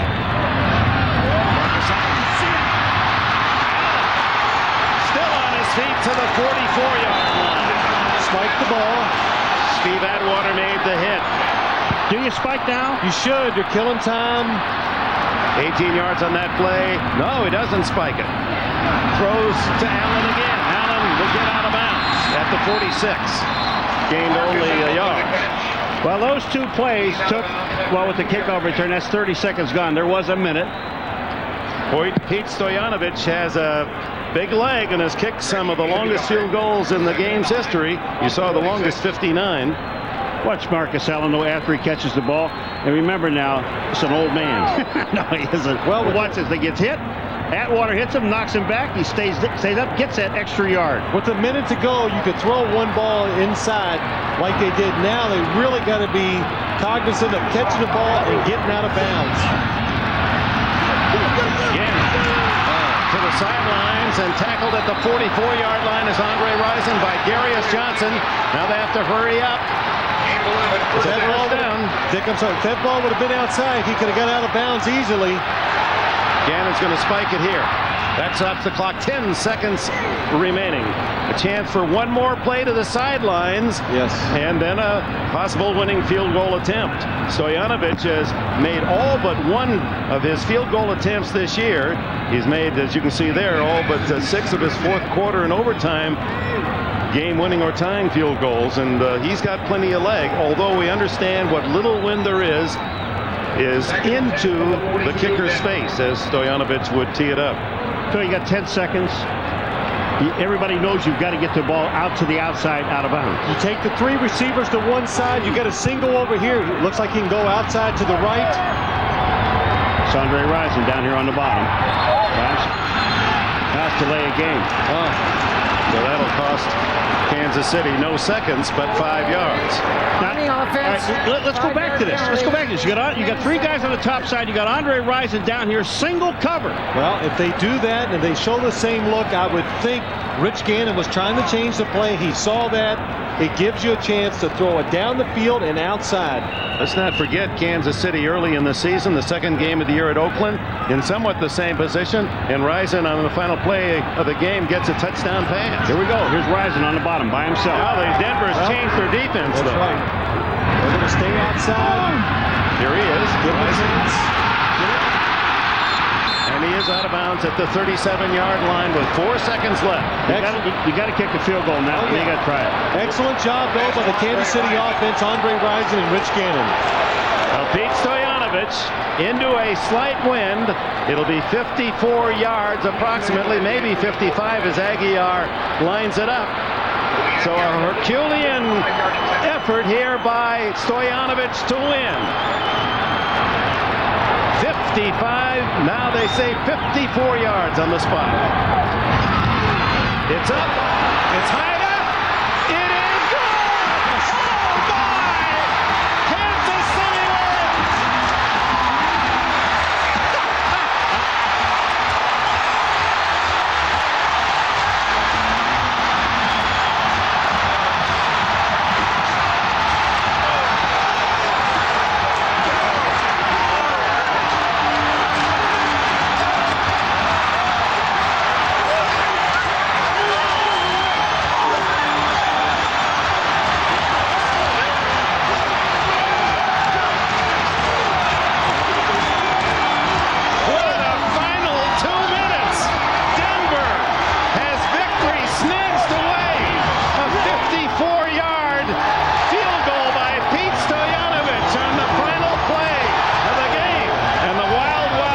Encounter and Kansas City goes to the Chiefs.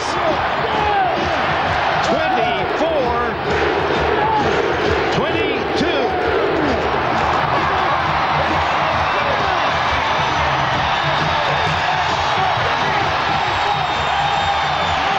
They're carrying Stoyanovich off the field. A line drive by Stoyanovich. It didn't appear to have enough. It just squeaked over the crossbar. And I think you're saying it right, a line drive. This is the only way he can get the ball to go 54 yards. It's almost a knuckleball when it took off and moved. And watch how close it is. Maybe by a yard. Inches over the top of the crossbar. When you look at this kick, though, you got to go back to the last play. They gave Andre Rison all the room he wanted to the outside to go as far as he wanted to go. Why would you be in? Why would you at least put a guy up on him? Marty Schottenheimer willed that one through. Oh, Marty couldn't yell all day, but he's going to yell now.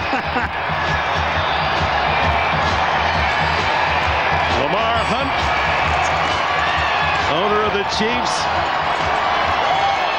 Mike Shanahan, his team battled back, took the lead. Appeared they were going to escape Kansas City with a win. Neil Smith, who wanted most of all a Denver victory, his new team, the former Chiefs star. Oh my. Jim? All right, thank you very much. Dick, Pete, tell us about that last kick. I'll tell you what, I was glad to get out there and get the opportunity. When Jason kicked his 5th field goal of the day, I was just hoping to get a shot. I hadn't kicked one all day today, and it was the first one I had, and I made good on it. It barely got through there. What was your thought as you watched it? I was stretching it at that point. In pregame, I was hitting him from about 53 and just barely making it. And 55 was a long kick in this weather and these conditions. And I tell you what, it couldn't have come at a better time. So many times Elway has done this to Kansas City. How does it feel to finally do it back to him? Well, so many times I did this with Marino in Miami. And I'll tell you what, there's a new beginning here in Kansas City, and today was my day with the Chiefs. Might this have saved the Chiefs season? Well, I don't know if it'll save the season. I don't think the season needs to be saved. And we just keep rolling from here and take it one game at a time. Congratulations. All right, thank you. I love you, man. All right, let's send it back up to you, Dick. I love you, man. Well, that could be voiced by the 80,000 that cheered in this game. Pete Stoyanovich, Marty Schottenheimer needed a better field goal kicker, traded with Miami to bring him here a year ago. Stay with us. In the moments, we'll have the post-game show with all the scores and highlights. We'll be back in Kansas City. First, we want to take a commercial break. Mayhem in Kansas City. They win it 24-22.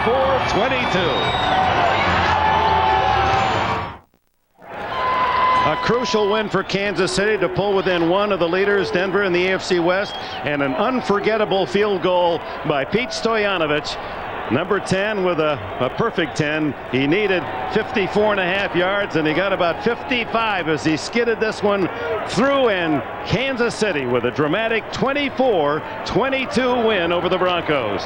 Tonight on NBC, start things off with an all-new Dateline, followed by Jenny's special early time, 8:30, 7:30 Central. It's the network television premiere of the biggest Batman of them all, Jim Carrey, Tommy Lee Jones, Val Kilmer, Nicole Kidman star Batman Forever, tonight on NBC. Coming up next, the Sun America post-game report. For Phil Sims, Paul McGuire, and Jim Gray, I'm Dick Enberg. So long from Arrowhead Stadium in Kansas City. You've been watching the NFL on NBC, network of the Super Bowl.